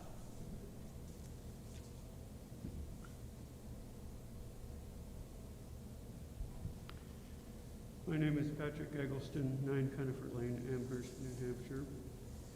And I am speaking generally about what I've seen of redistricting plans in the past, and I hope they may change in the future. I'm now 80 years old, and I'm old enough to remember Republicans who are reasonably fair and honest. George. Pat, try to stay right in front of the microphone so that it comes in better. I'm old enough to remember Republicans who were reasonably fair and honest: George H.W. Bush, George W. Bush, and Dwight Eisenhower. But to me, the New Hampshire Republicans do not fit that mold. I think they're very deeply into gerrymandering, which is not, sadly, is not legal. I mean, sadly, it's not illegal, but it should be.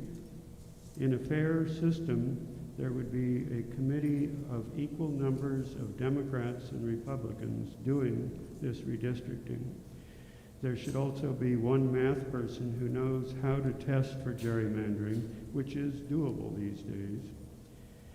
The Democrats and Republicans, in equal numbers, should work out a redistricting plan in a way that is fair to both sides, not just one.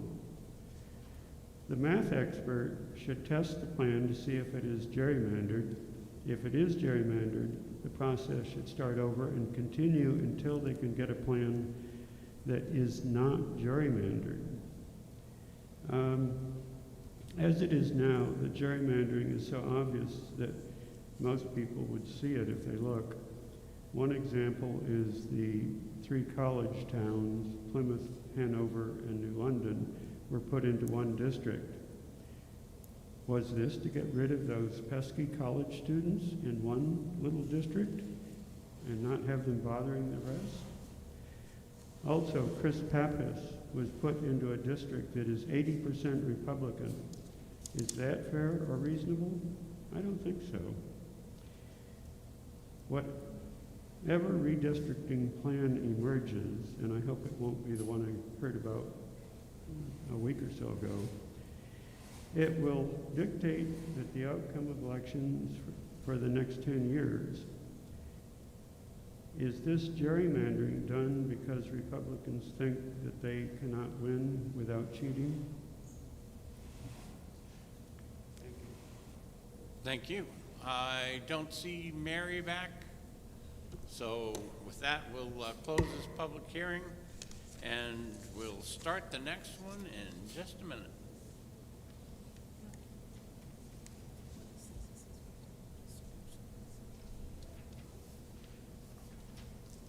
Well, one goes to her and there's two there, the second one will go up there.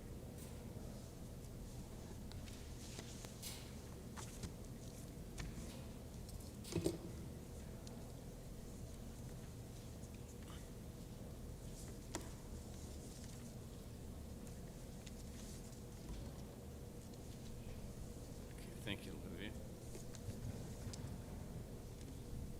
Thank you. All right. Because it worked out so well the last time when we were doing these bills that are so closely united, we will have both House Bill 50 and House Bill 52. We're going to have them both on the table at the same time to help people so that they don't have to testify twice. So with that, we will open the hearings on both of those bills and invite the prime sponsor up to the microphone. And after that, let me see. The only other rep I see is Tim, so you'd be next. Thank you, Chairman Gray. Thank you, members of the committee. My name is Barbara Griffin. I'm chair of the House Redistricting Committee. And in that capacity, we addressed both the House districts, which is before you from the House as HB 50, and the congressional districts, which is before you as HB 52. HB 50 is the House of Representatives' recommendation for apportionment of state representative districts according to the 2020 census. These districts were developed to meet federal and state constitutional criteria. And I would point out that these criteria were adopted by the committee, and as chair, I can say that at no time during our meetings on districting did I have a motion made for any other criteria. Any criteria brought before the committee by motion was accepted and voted on. As required by federal law, the census figures of 2020 were used.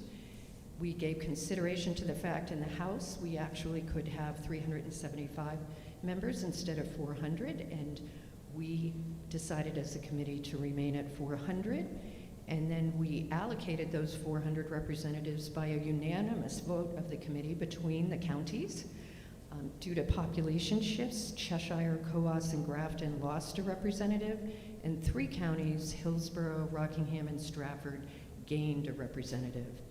The committee worked on the development of district maps using a computer program, using the component method, which was the method used 10 years ago, which was approved by our Supreme Court. I know you all before us here today are familiar with the process in regards to hearings throughout the state because we had the opportunity to do those hearings together, and I want to thank all of you for participating in those hearings with us, and I know you're familiar with the work that done is in regards to taking input at those hearings and actually crafting the maps. The districts presented in HB 50 were created within counties using a reasonable deviation, that is 10%, sort of a plus or minus 5. And keep in mind when discussing HB 50, while we in the state allocate those districts between the counties, the requirement is actually statewide. It is really a state map of representative districts. The districts are contiguous and no town boundaries were broken, and all towns are in a non-flotarial district or a base district in order to meet the representation required. Where possible and practicable, single town districts were created without depriving another town of its fair representation, and where also possible and practicable, cities were kept within their boundaries, not sharing their wards with other towns. There has been continued discussion on these maps, and at the time of the adoption of HB 50 by the House, it was generally accepted that an amendment would be necessary, and an amendment is before you to do just that.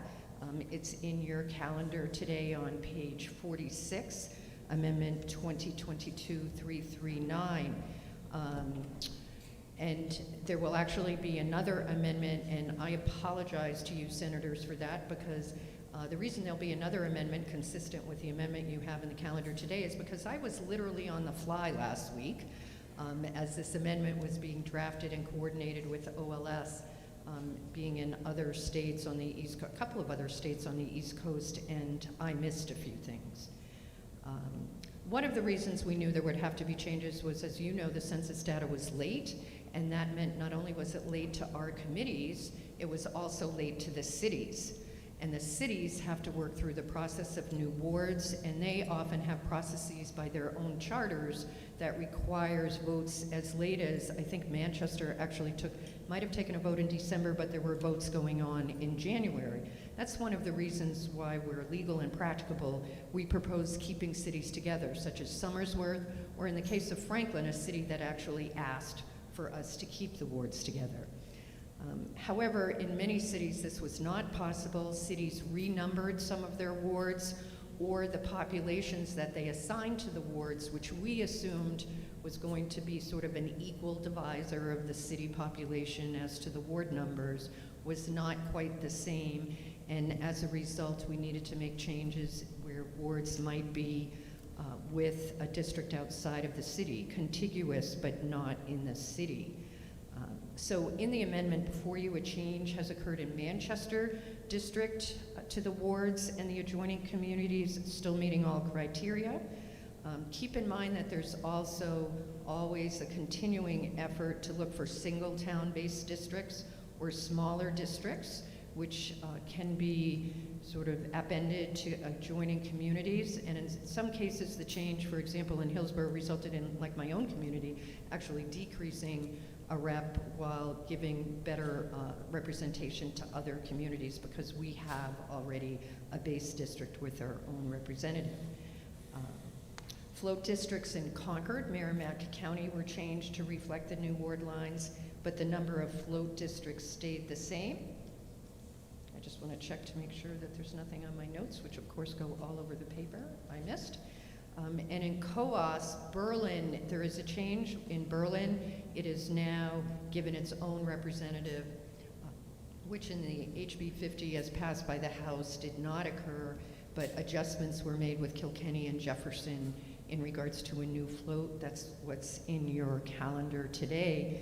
And this is what happens often when crafting a representative map that creates a base district that has its own district. For example, now Berlin has its own, but now there's a slightly larger float district. It's just what happens with the numbers unless you have perfect representation, which based on the current numbers is 3,444, I believe.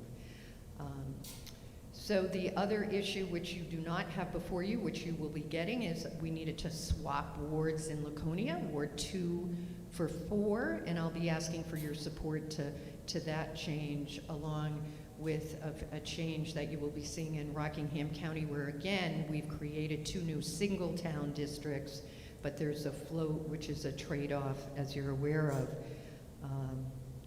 Finally, in regards to the amendment that's before you, on page 59, paragraph 4, you actually have a narrative listing of Portsmouth.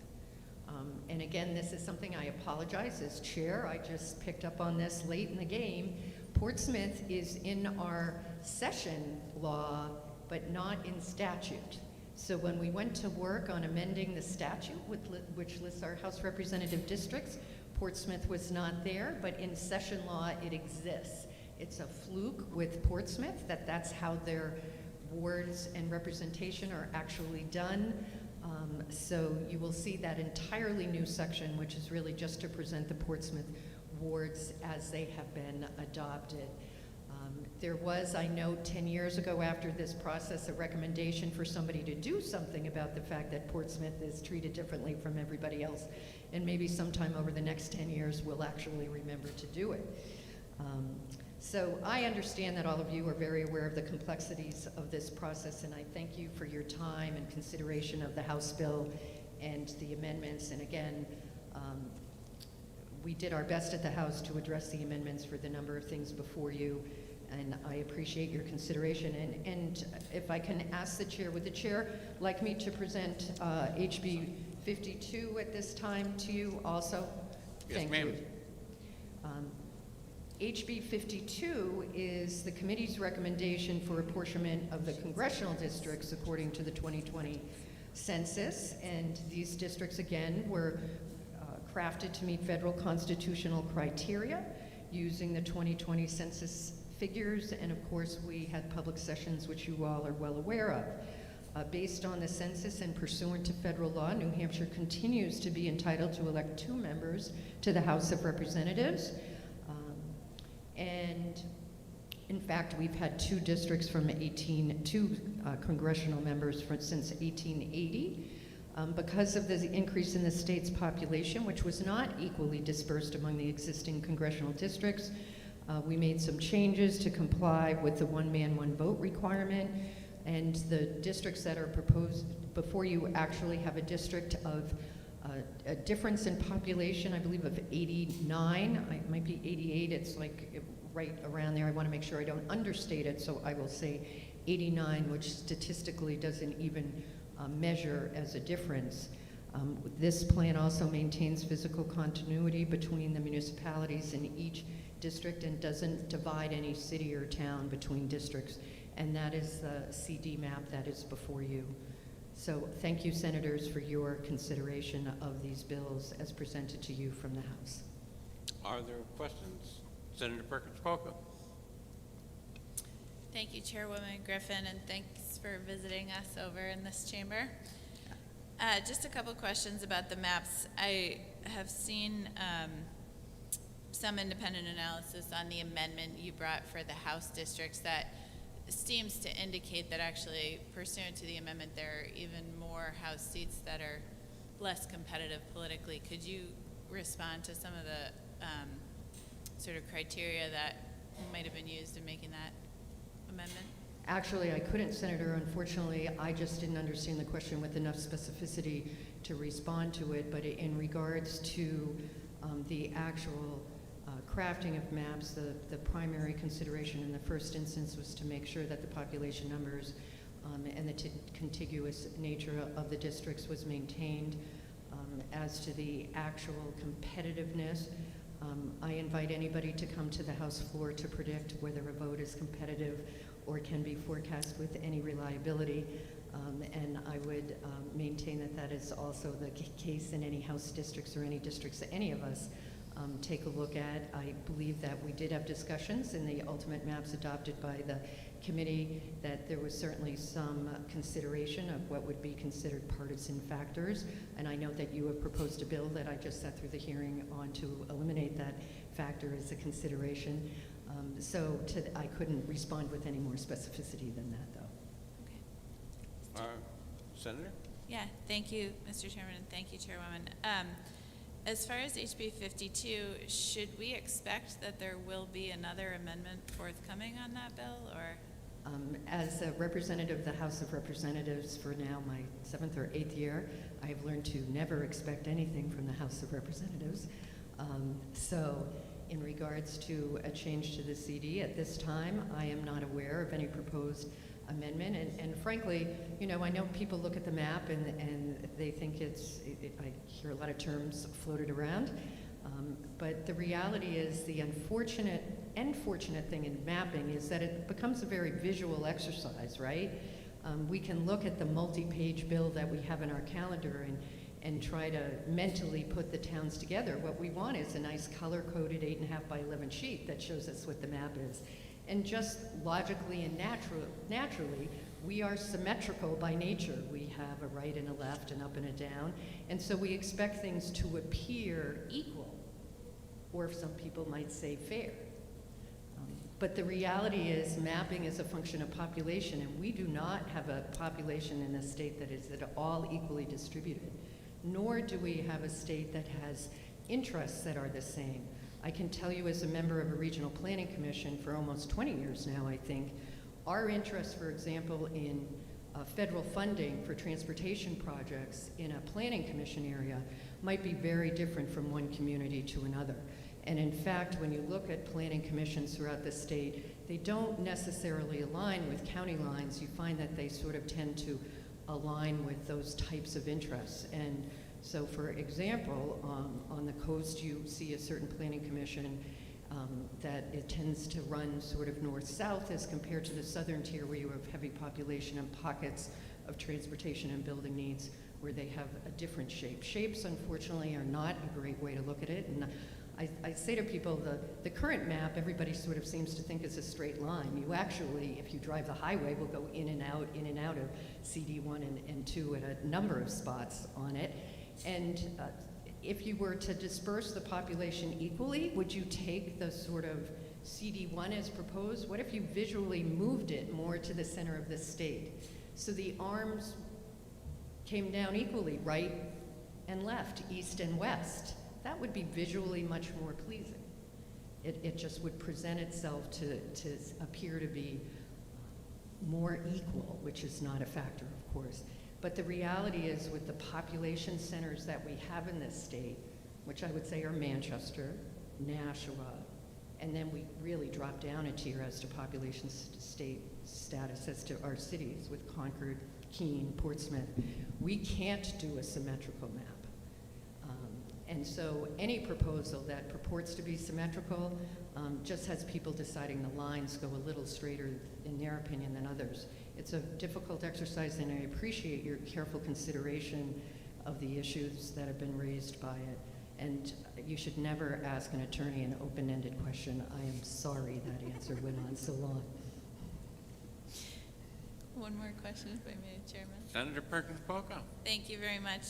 Thank you, Chairwoman Griffin, for responding. Lastly, you know, the map in HB 52 proposed before us moves somewhere around 200,000 of our citizens between districts when, you know, the results of our census really only reflected minor population changes. So is there a reason other than political considerations to have moved so many of our residents from one district to the other? Senator, before I let her answer that question, are you saying that there is a community of interest already established by the old maps that you want to perpetuate into new maps? And where would that be in statute that there would be such a thing? I'm trying to understand, you know, the basis for the question. Sure. Thank you, Chairman.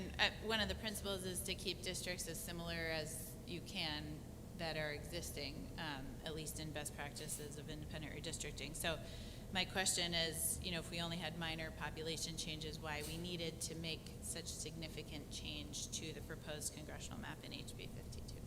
Thank you for the question, Senator. I will take this liberty at first to make it clear for anybody here and anybody listening online, we are not moving anyone.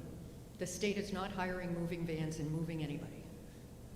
We are talking about new district lines, and if any of you have driven along the edge of District 1 and 2, you will find that there are many people who are confused as to what CD they are in now by virtue of the candidate sign they have in their front yard.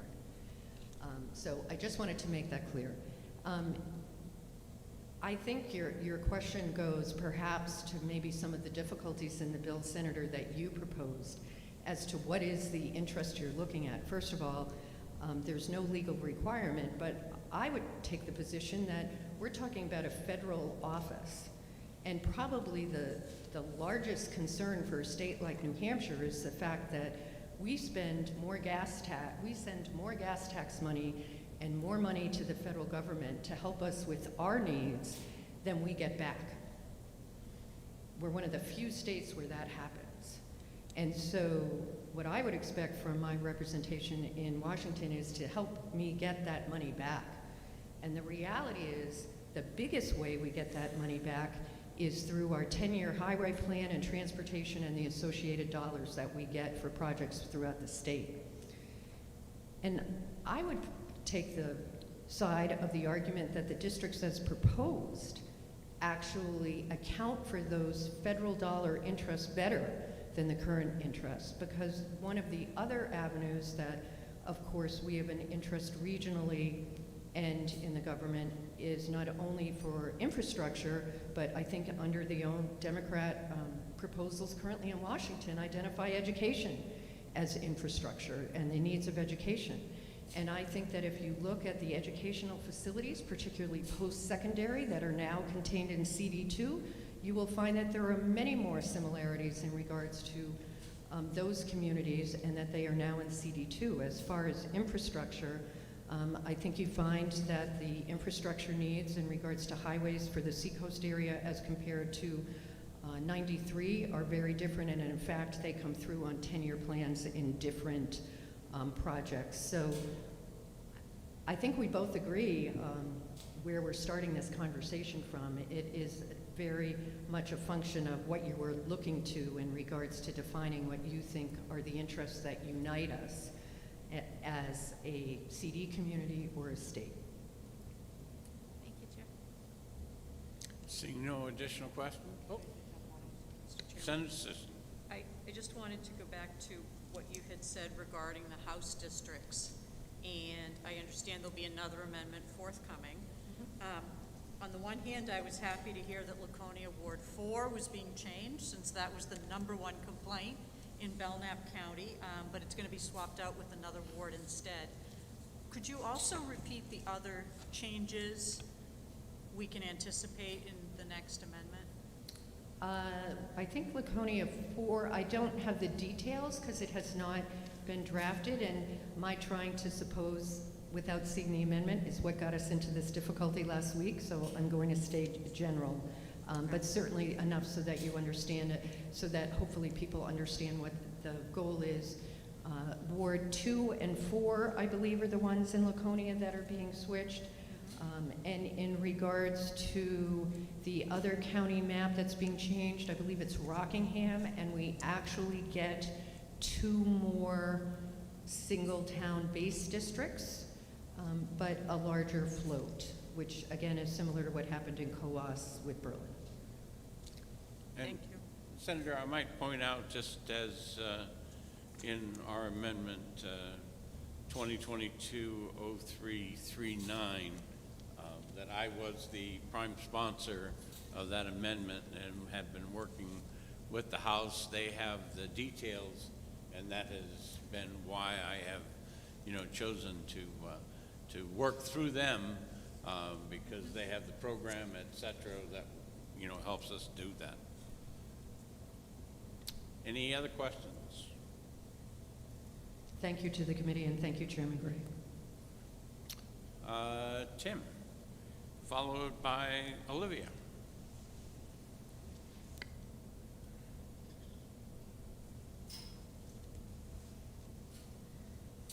Thank you very much. I'm Representative Timothy Horrigan from Stratford County District 6, which is the towns of Durham and Madbury. We just have a base district with Durham and the neighboring town of Madbury.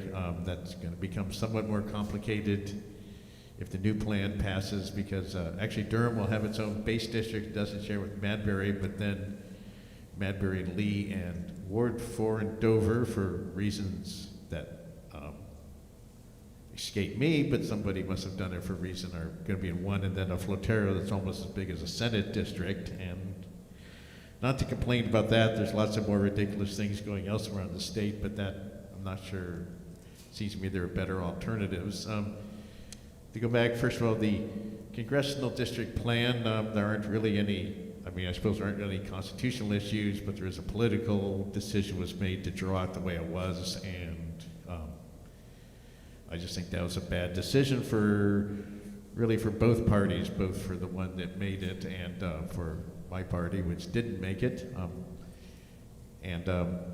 I should probably say, which I should have said at the beginning, that I was not a member of the redistricting committee, although I did attend a couple of the county sessions, and those were interesting, although there were no plans really to comment on at the time. So in fact, I went to the Belknap County Committee and brought in my own plan, which actually one aspect of it was used, but And actually, the CD plan, it just doesn't make any sense. The Democrats, a very simple plan. This switches the town of Hampstead from one district to the other. And the cynic in me wonders if maybe part of the confusion was because people got mixed up on which town was Hampton and which was Barnstead, which are also on the borders of the districts drawn in the plan.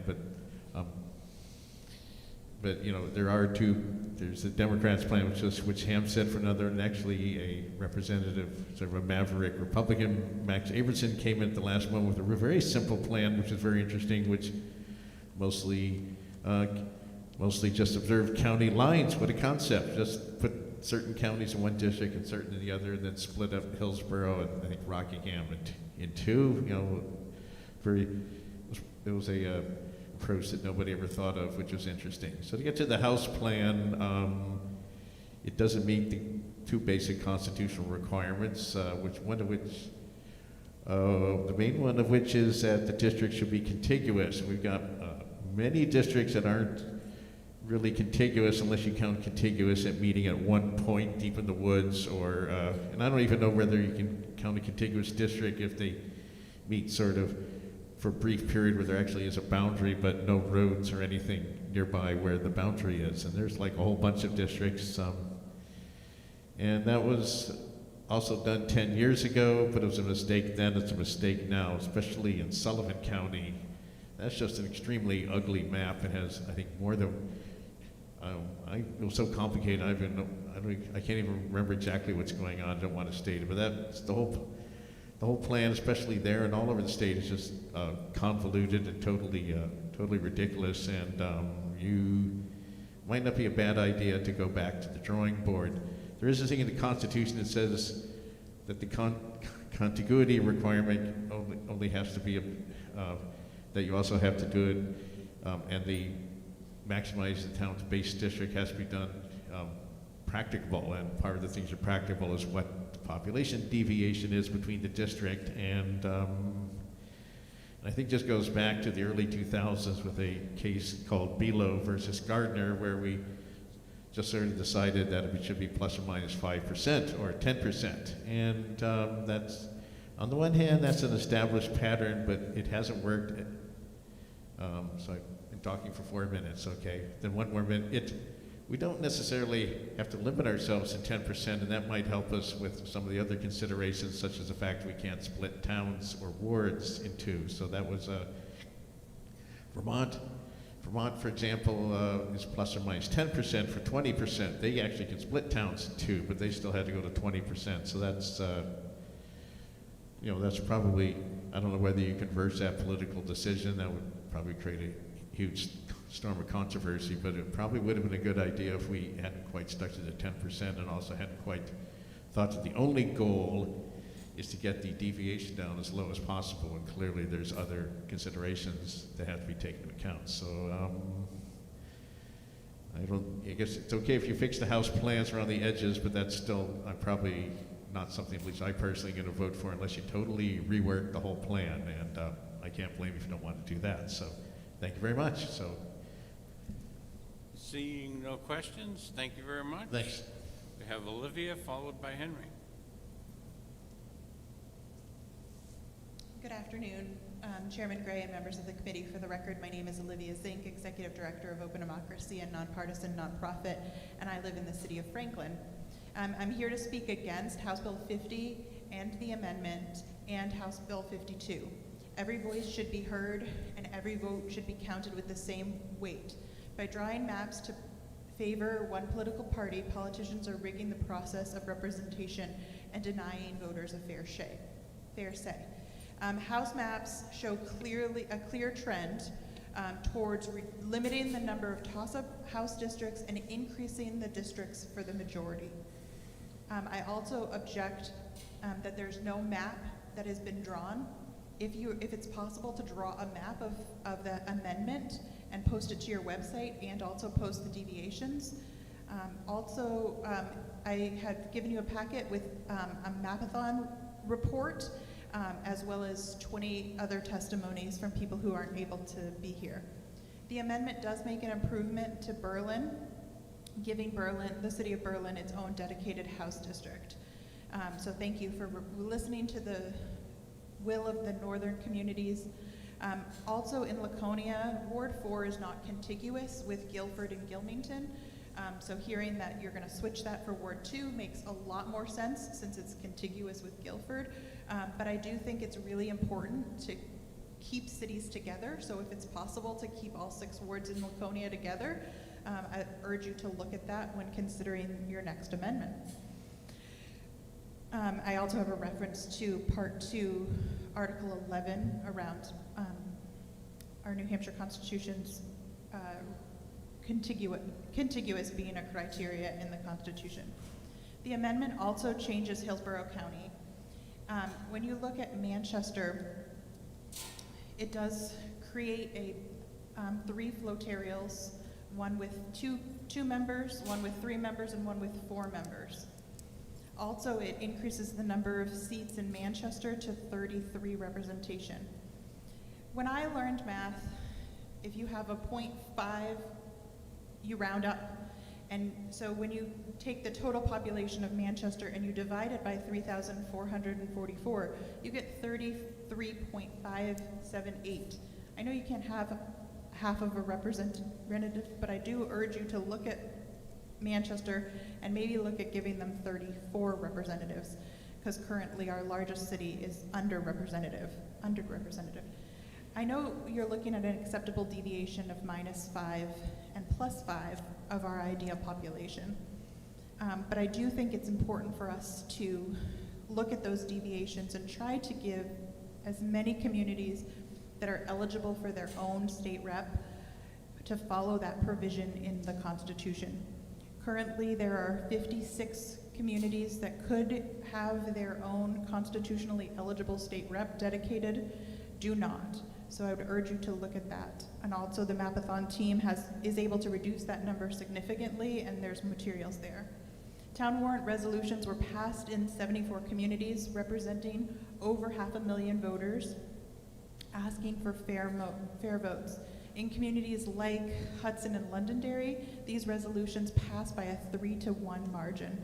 I urge you to uphold the New Hampshire Constitution, end map manipulation for partisan advantage.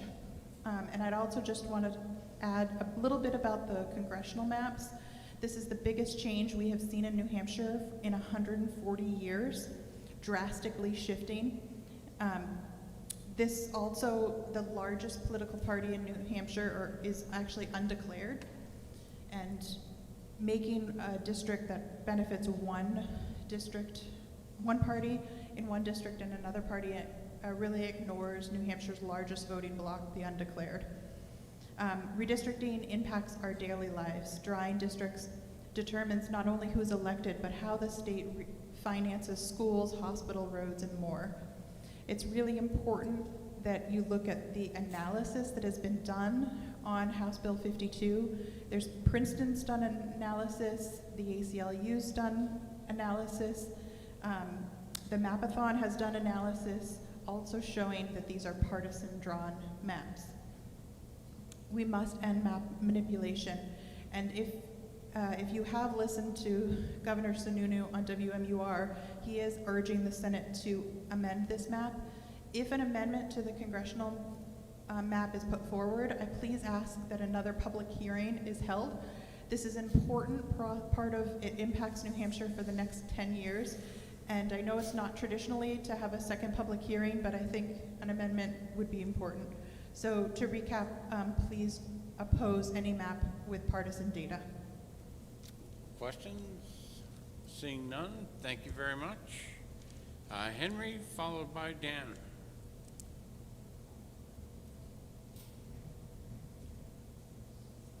Good afternoon. Again, my name is Henry Clementowicz, and I'm a senior staff attorney at the ACLU of New Hampshire.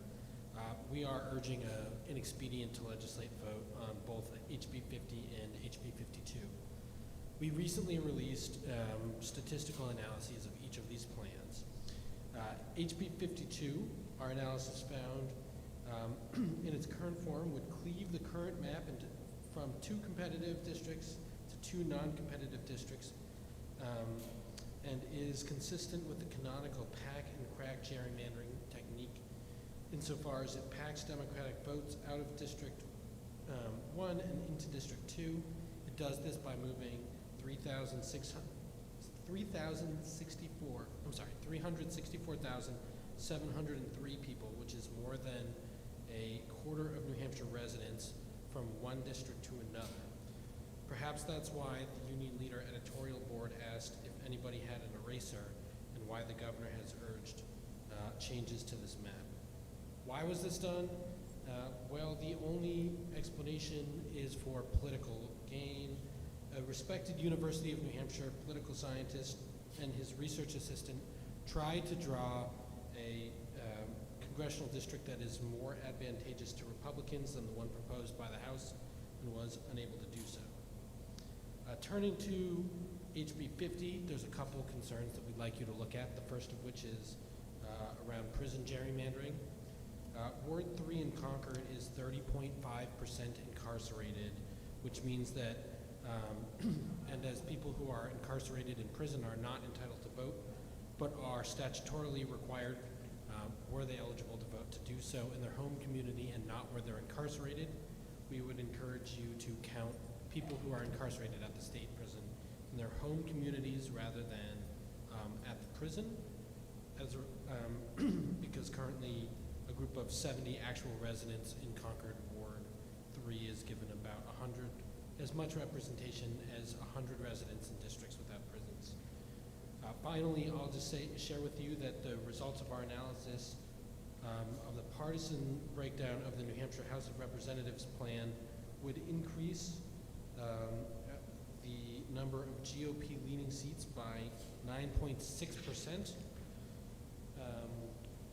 By increasing the number of GOP leaning seats from 196 to 214, and would change the partisan lean of the median seat from basically even, which was D plus 0.05 to R plus 0.69. So a significant increase in the partisan lean, leading to an increase of 18 seats that lean GOP. So in sum, we oppose both of these bills as partisan gerrymanders. I also have sent each of you our complete analysis of each of the plans, and members of the public or those watching online can find those on our social media pages if they want to view for themselves what this plan is doing. Thank you very much. Seeing no questions, thank you very much. Dan, followed by Linda. Thank you very much, Mr. Chairman and members of the committee. Once again, my name is Dan McGuire, and I'm from Epsom. My remarks are strictly about House Bill 52, the congressional redistricting bill. I'm very much in favor of this bill, and the reason is that New Hampshire is an extremely small state. We have less than 0.5% of the residents of the United States in New Hampshire. So as far as the federal government is concerned, for the most part, we're along for the ride. But it behooves us to do what we can to have influence on the federal government. That's the whole point of representation. And we've done that in the case of the president with our first in the nation primary. That gives us an outsized influence on the presidency. We have that sort of automatically in the US Senate because we have 2% of the US Senate. We have 2 senators out of 100. And so much bigger than our population. So the question is, in this bill, which deals with the US House of Representatives, how can we have an outsized influence on that body? And so just like any other legislative body, the US House of Representatives runs on 2 principles, majority and seniority. So first of all, a representative in the majority has an incredible amount more power and more influence than one in the minority. Similarly, a senior member of the majority, a committee chair, in leadership, the speaker, has a lot more influence and power than someone not in those positions. So how do we help our representatives be in the majority and also in seniority? So in the majority, there's a very simple thing. If we had one representative who was a Republican and one representative who was a Democrat, that would give us always a representative in the majority, clearly preferable to the current situation. Now, how about seniority? It turns out that members who are chairmen and other senior members of the U.S. House of Representatives tend to be those from non-competitive districts. Take, for example, the current Speaker of the U.S. House, Representative Nancy Pelosi. She comes from an extremely Democratic district, and so over the decades that she's been a representative, she has not had to worry about losing a general election. It's conceivable she could lose a primary election, but not a general election. And so as a consequence of that, she could spend her efforts moving up in her party and helping other representatives in other districts to win their elections. And that has resulted in her becoming the Speaker of the U.S. House.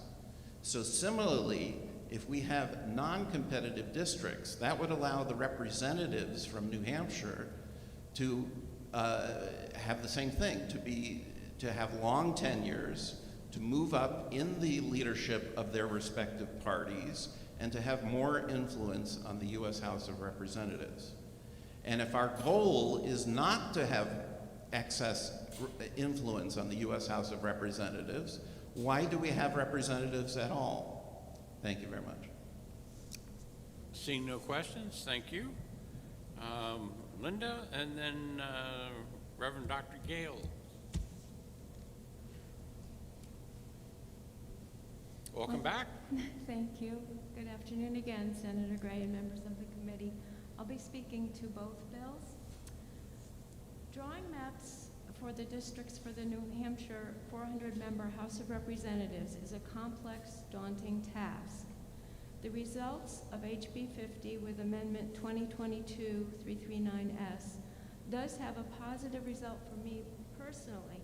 My town of Antrim no longer is in a sprawling flotarial district, but is in one compact district with Bennington, Hillsborough, and Windsor. I'm especially pleased that Antrim and Bennington are together, as our towns have shared communities of interest in a variety of areas for decades. Another positive change in Hillsborough County is that Ware now has its own district. However, the amended map has room for improvement. The Mapathon Citizens Mapping Project analyzed the amended HB 50 map and also has drawn its own proposed House map. With respect to violations of the New Hampshire State Constitution requirement that towns with populations over 3,444 shall have their own districts, the Mapathon map has 40 violations and the amended HB 50 map has 56.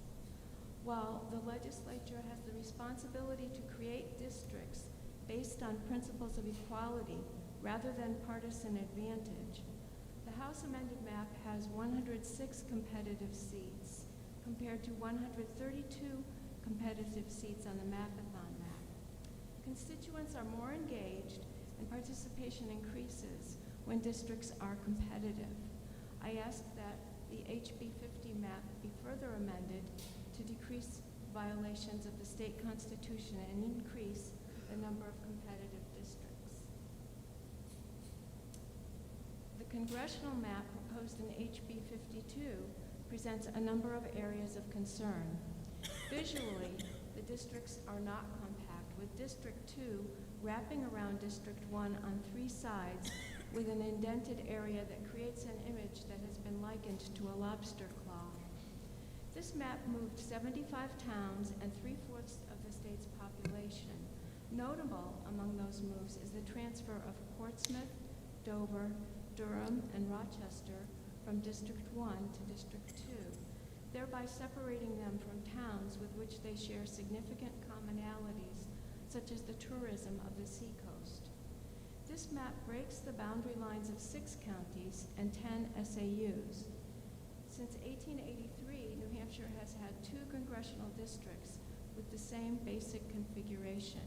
For over a century, these districts have been competitive.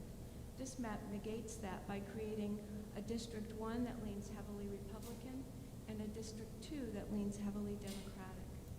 In contrast, the compromise congressional map proposed by the Mapathon team is visually compact, moving only 12 towns or wards. It preserves the boundaries of 9 counties and crosses only 5 SAU lines. The districts on this map are highly competitive. The greatest difference between these proposed maps is the degree of competitiveness, and it is of significance. When the outcome of an election is guaranteed, voters lose interest because they believe their votes do not hold equal weight. The primary races become the ones where the ultimate candidate is decided. During general elections, candidates do not have to work as hard or engage in as much with their constituents because the outcome is assured.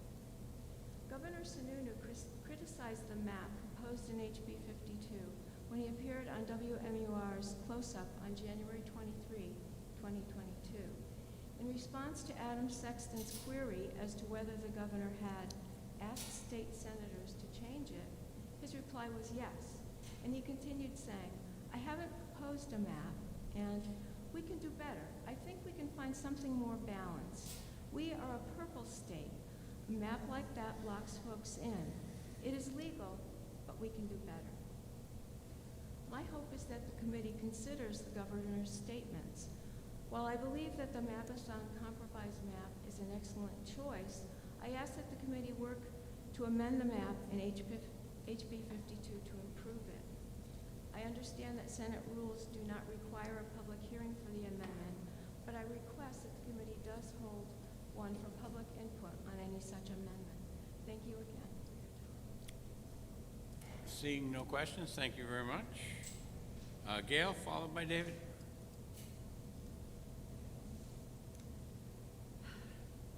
Chairman Gray and members of the committee, thank you very much for your time and for your patience in this marathon testimony on several bills this afternoon. I really appreciate your being here and your listening.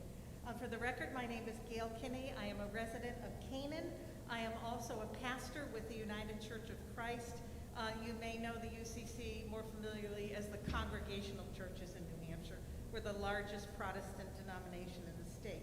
I want to start with House Bill 50. So my own town, Canaan, already 10 years ago was robbed of the single representative district that had that was due to us based on the constitutional mandate, again, based on our population. And the architects of House Bill 50 heard impassioned testimony from town officials in Canaan and from others asking that this constitutional impropriety with the town of Canaan be fixed. But not only was it not fixed, we are now, Canaan is in one 3-town district and then in a bizarre 10-town flotarial district that really looks as if it would be better suited geographically as a Senate district, not a single rep district. It's totally unwieldy geographically. And this can be fixed. The Mapathon folks show you how it can be fixed. And I would just implore you, show the residents of Canaan, the taxpayers of Canaan, that the Constitution matters. And then I want to move to House Bill 52. And again, with the pastoral hat on, and when looking at this from a moral lens, the only word that comes to my mind when I look at the proposed congressional districts in House Bill 52 is immoral. And despite the tortured efforts of the proponents to describe other reasons for this, it remains a district, and they main district lines that are quite frankly indefensible. So again, CD2 especially does not pass the moral test, and it doesn't even pass what I would call the Sununu test.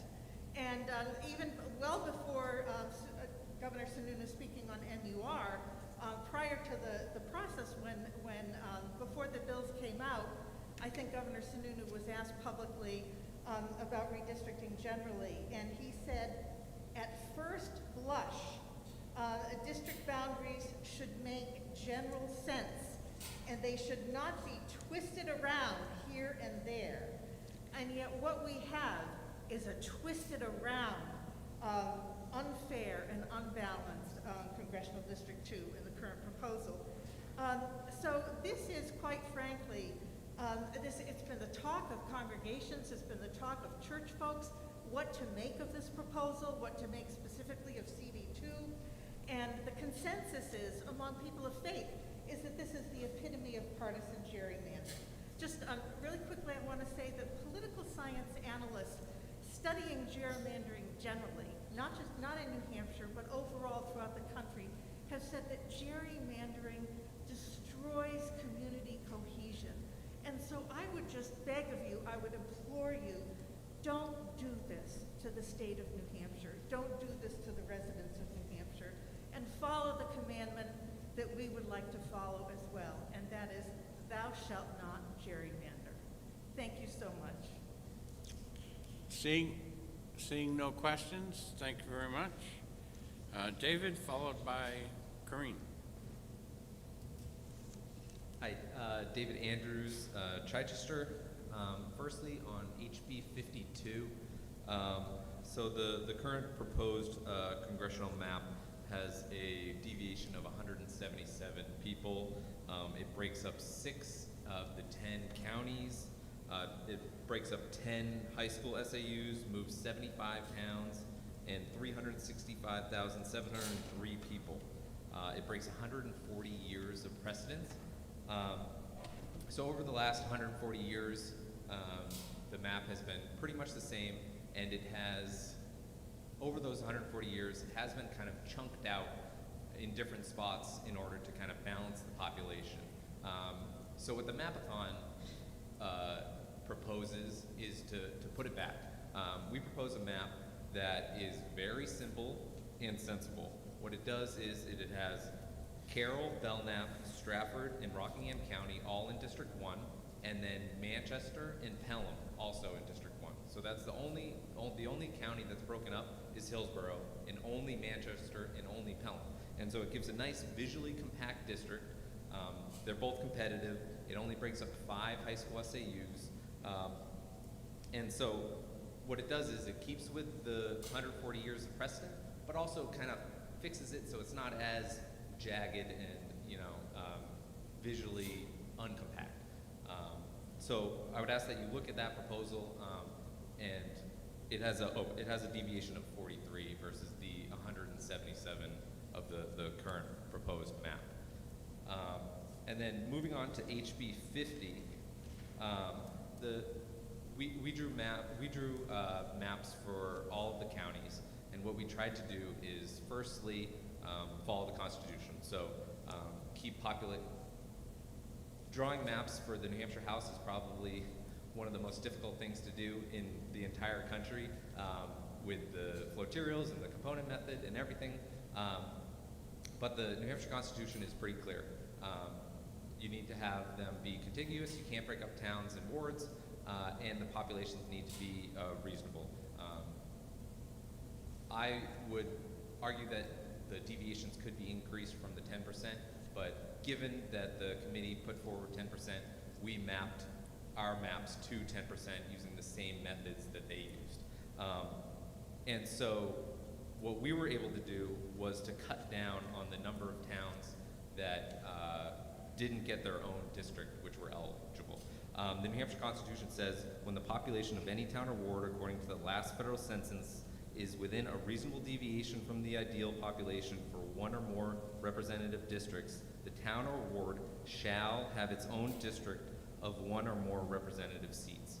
And so what that does is it tells us that any town with over 3,444 people should have their own district if it's possible. And what we did with the Mapathon project was the currently proposed maps have 56 of these violations.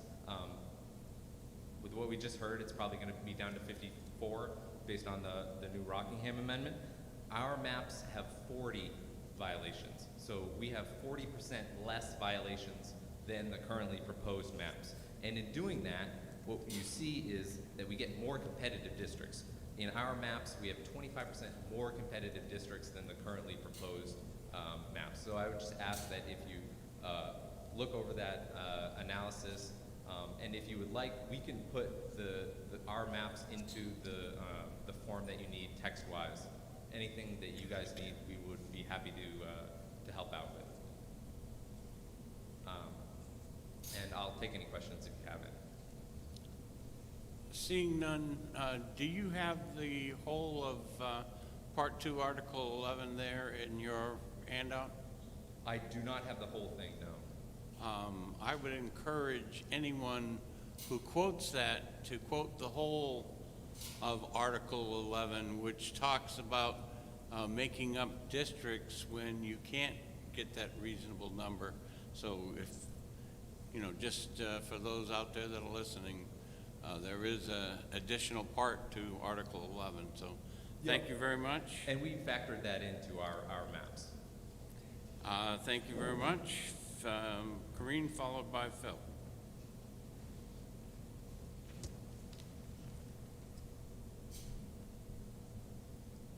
Good afternoon, Chairman Gray and members of the committee.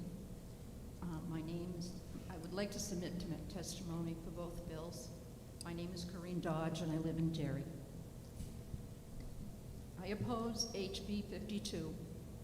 As New Hampshire voters, we all want our votes to count, and we want to be free to vote in a competitive district in which we have a fair chance for our candidate of choice to win, and that's Republican voters and Democratic voters. We all want that. HB 52 is a bill which produces, as it stands right now, and I did not have access when I wrote this morning to the amendments and the criteria, so I'm reading it as I knew it this morning. This map was drawn up and approved by the House against the wishes of the overwhelming majority of New Hampshire citizens who showed up and testified at public hearings for the New Hampshire Special Redistricting Committee and the House Election Law Committee meetings. Both of these committees blatantly ignored the will of the people. And now it comes to you, your committee. Please listen to the citizens who are talking to you. Listen to us above the established parties and the donors. Listen to the voters, please. In drawing the new proposed congressional district map, Democratic voters were purposely packed into one district and Republican voters in the other, making legislators accountable only to established political parties and big donors, but not to their constituents. The proposed majority congressional map is unfair to Republican voters in District 2, as it is to Democratic voters in District 1. And all this so that the majority party will have an unfair advantage in winning elections for the next 10 years. No political party should do that to voters. Democrats shouldn't and Republicans shouldn't. These non-competitive districts means that legislators do not have to be responsible to us, the constituents. A clear example of a gerrymandered bill. I don't know about the details of maps. I don't have a lot of mathematical understanding of it, but I know what I feel as a citizen. I would like to submit public testimony for HB 50. I oppose HB 50 because the House redistricting map proposed in this bill will needlessly deny 56 New Hampshire towns their own dedicated House seat. I believe that Chester is one of those towns, and according to the HB proposal, a part of my own town of Derry would become a flotarial district with Chester. I have absolutely no objection with that whatsoever if it means that my neighbors in Chester will also have their own House district as the New Hampshire Constitution mandates. I say that 56 towns were needlessly denied their own House seat because that is in fact, because there is in fact a partisan proposed House map available to you right now, which would deny only 4 towns their own state instead of the 56 proposed by HB 50. That's an improvement of over 40%. It's the only mathematical figure I have in here. And David has just presented that map to you, or presented it to if you choose to look at it, and I please ask you to do that. If you, as a Senate Election Law Committee, truly believe in following the New Hampshire Constitution regarding redistricting requirements, and if you are truly interested in approving a competitive House map that is fair to all New Hampshire voters, Democrats and Republicans alike, please consider this alternative map. Please note that this alternative map, which I am proposing to you, is completely nonpartisan. If, on the other hand, your primary objective in approving any redistricting map is to guarantee that your political party will most likely have a very large majority of New Hampshire elections for the next 10 years, no matter what the voters want, then you really do believe in gerrymandering, and that's acceptable, because that's what you'll be doing. Please prove us wrong. Give us a competitive House map that is fair to all of us. We don't need to have it just be said that it's fair, we need it to be fair. Thank you. Seeing no questions, thank you very much. Phil, followed by Lucas. Good afternoon. My name is Phil Hatcher, and I'm a resident. Phil, you're going to have to get closer to the mic, tip it up, or whatever you need to do, but for people to hear you. Thank you. I'm a resident of Dover, and I was a member of the Open Democracy Mapathon Technical Mapping Team. On the team, my focus was on New Hampshire House redistricting. So I'll focus my, sorry, keep trying. So I'll focus my remarks on HB 50. I was disappointed that Senator Gray's amendment to HB 50 does not address the concerns that I have with the districts proposed for my county, Stratford County, with 6 eligible towns and wards being denied their own district. I believe the proposal does not serve the residents of the county well. Moreover, I believe the proposal violates the New Hampshire Constitution. I'm also disappointed in the response that I and others have received when we complain about how Stratford County is treated. For instance, when Representative Turcotte introduced the majority's plan for Stratford County in a work session of the House Special Committee in November, he was asked by a member of the minority why the plan denied a large number of eligible towns and wards their own district. He replied that he did not want to get into all the details. I call this the no response response. Then there's what I call the constitutional response.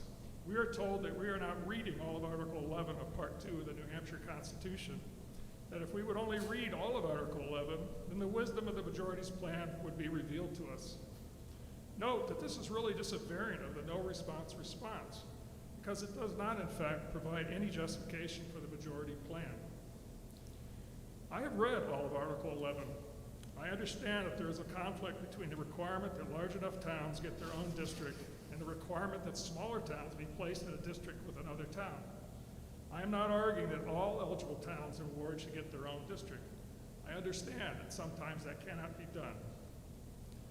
And then there is the Supreme Court argument. People tell me that I need to read the 2012 New Hampshire Supreme Court opinion that let the legislature's New Hampshire House District Plan develop after the 2010 census.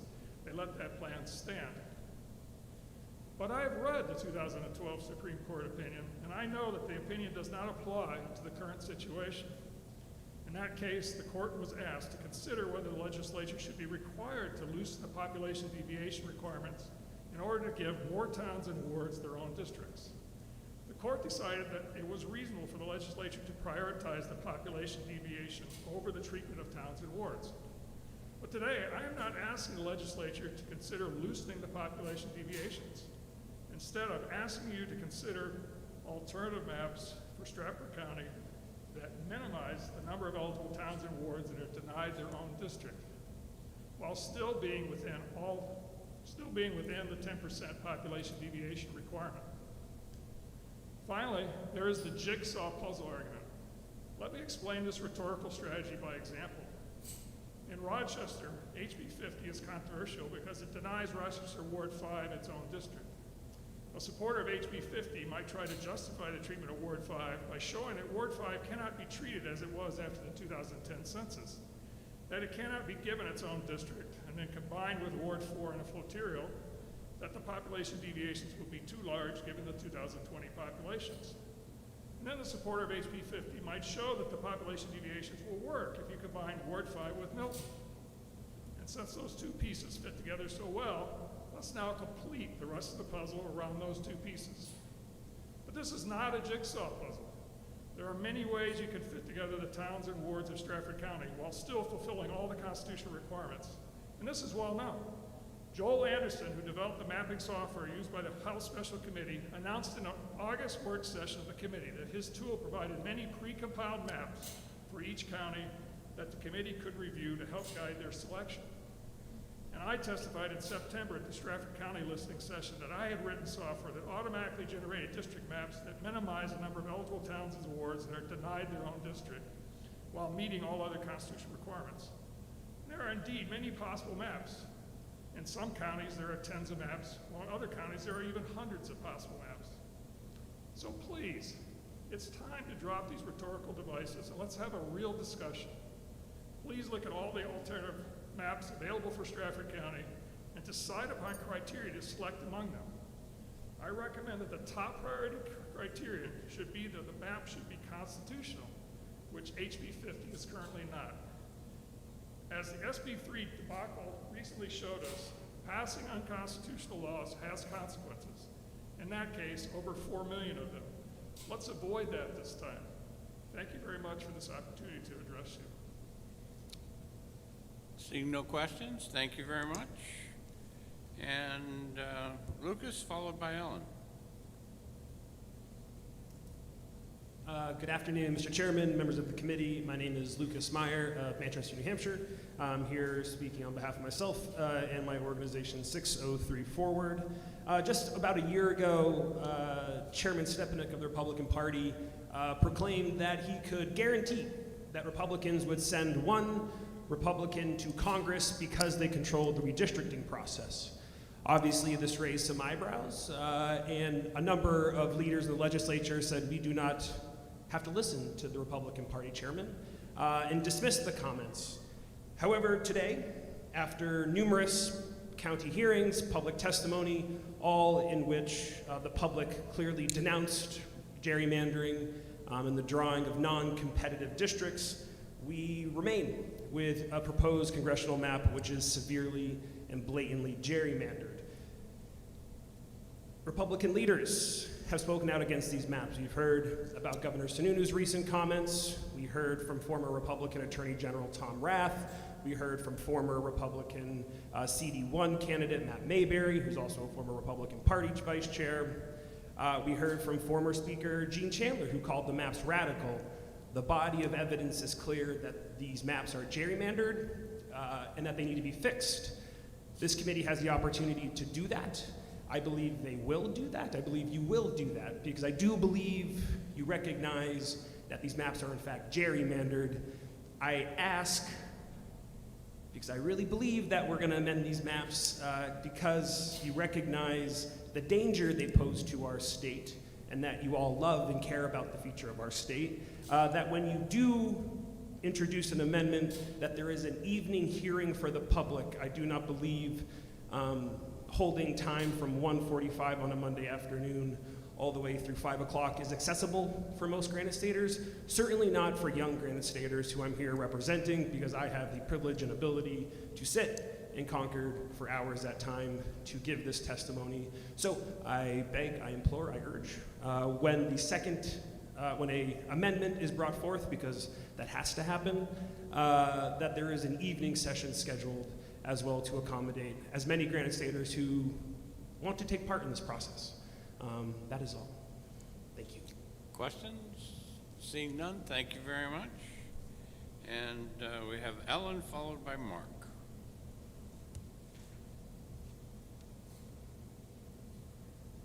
Thank you very much. I want to thank you for this opportunity to You want to state your name first. Oh, I'm so sorry. Ellen Farnham. I'm from Tamworth. I want to thank you for this opportunity to speak about the proposed congressional and House maps. Creating fair maps that represent all the voters in the state is a grave responsibility, and I appreciate your work. I'm from Tamworth. Historically, Tamworth has had a mixed party affiliation, as evidenced in the vote count for the national election, where Tamworth voters cast an almost even number of ballots for Democrats and Republican candidates. At our town meeting in May of 2021, the New Hampshire resolution for fair redistricting was presented, and it passed overwhelmingly. To me, this demonstrated that support for fair redistricting transcends party alliance. Tamworth was not alone in passing this resolution. People in over 74 towns and municipalities around the state in both Republican and Democratic-leaning districts voted in favor of fair redistricting. I believe that both Republican and Democratic voters in New Hampshire will be dismayed at the congressional maps we are again seeing today. This plan will destroy the competitive congressional districts in our state. The proposed map will not only transfer 75 towns to a new district, but will create 2 highly partisan, clearly gerrymandered districts. These changes directly affect us in the town of Tamworth as the new map splits Carroll County. Under this plan, Wolfboro, Tuftonboro, and Moultonboro will remain in District 1, and the rest of us will move to District 2. Over the past 140 years, both Districts 1 and District 2 have historically swung between Republican representation and Democratic representation. This is a good thing, as candidates must appeal to voters with diverse ideas. Competitive districts also bring out the very best candidates and increase voter participation. This last spring, nonpartisan groups such as the League of Women Voters and Open Democracy gathered people from around the state to participate in the Mapathon Citizen Mapping Project. I was one of the citizens who participated in this project by filling out information about Tamworth. I have looked at the maps created by Mapathon, and I find they are nonpartisan and balanced solutions to redistricting. I urge this committee to amend the congressional map using the Mapathon map as a guide. If you continue to support the clearly gerrymandered map that we are now seeing, drawn up by the House Special Redistricting Committee, you run the risk of losing all credibility with voters and increasing the divisions already existing between parties in this state. I have similar concerns about the House maps. I realize that the process for creating House maps is complex, but I would again suggest that this committee go back and look at the proposed Mapathon maps. This nonpartisan group was able to give more competitive seats, keep school districts together, and give more qualifying towns their own representation. I want to end my time by asking that the committee do everything possible to keep the process of redistricting transparent. To do this, it is imperative that the public have time to see and analyze all new amendments and to comment on the amendments before a final vote is taken. We will live with these maps for the next 10 years. We need to get them right. Thank you very much. Seeing no questions, thank you very much. Mark, followed by Nancy.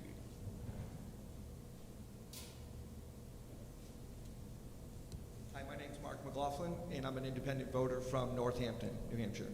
I want to first thank you, Senator Gray, and your committee for the work on this, along with Representative Griffin for the work on these maps. I got interested in it when I heard about gerrymandering these things and started to kind of get into the weeds with some of the open democracy mapathons, and to call them weeds is almost an understatement. It's crazy the levels of stuff that goes on as far as thinking about it.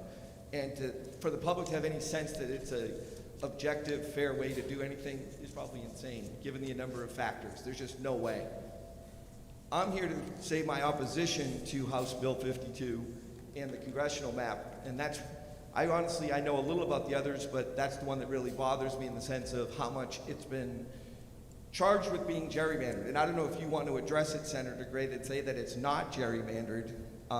Is that something that you would want to answer or can answer in this setting, or is that not a good time to answer that? It is not usually done in this setting. Okay. So one of the questions also, and one of the things that's been great for me as a voter is to come here and learn it. If I'm understanding Representative Griffin, I guess some of the argument for how it's drawn is for infrastructure dollars. I don't think your average voter in New Hampshire is thinking about infrastructure dollars when they're hearing about how this bill is sort of composed and how the maps are drawn.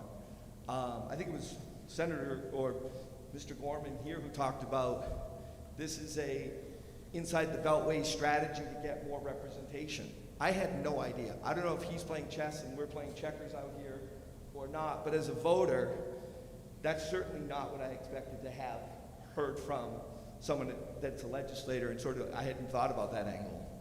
And if that is the reason, that should be told to everyone. You know, this is why we're doing it, this is why the maps are drawn this way. I don't particularly care about symmetry per se. I want every representative to have accountability and closeness to their constituents. So it seems to me it would be difficult to be in Hampton and then get out to Keene to get good representation. Maybe it can happen. We've got the internet, but I just would rather run into them in the grocery store and talk about stuff. The other thing I guess is, and again, this has been why it's been so important for me as far as to hear this and hear people's comments and to learn as a voter, and I understand the challenges of drawing the maps and how much of it is for you guys to do that. And I guess for me, when I was looking at maps with open democracy, I was looking for competition. I'm an independent voter, and that should be a high priority to me. I don't know if it is or isn't, and that's where it's interesting, I think, with the Senate bill, as far as let's make it clear as we can what are the priorities and how are we doing this.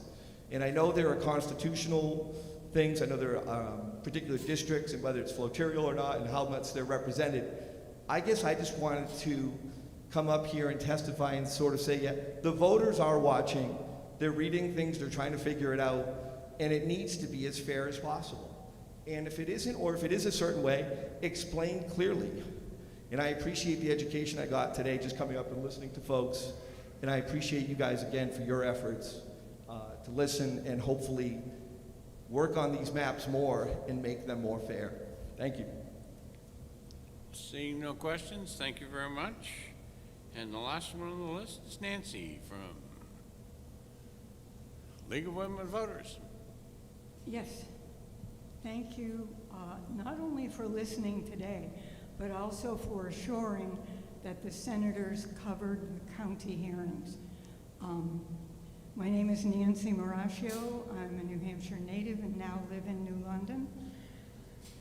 I'm here to target HB 52. The analysis statement says the bill establishes districts in accordance with the latest federal decennial census. If that's what it was doing, it would move 1 or 2 towns from District 1 to District 2 and stop. Instead, it is manipulating towns back and forth, separating groups that should be together. Manipulation should not be part of responding to the census. The bill should be voter-focused, not party-focused. We are a purple state. I actually wore purple today to make that point. You know that undeclared is the largest group. You know that once you are declared a winner in an election, you represent everyone, undeclared, representative, Republican and Democrat. And I think if you look at the map that way and say, is this congressional map representing every voter that I am representing, you have to say no, and you have to fix it. Thank you. Seeing no other questions, and there is no one else lined up. I'll close the public hearing. Thank you all for coming.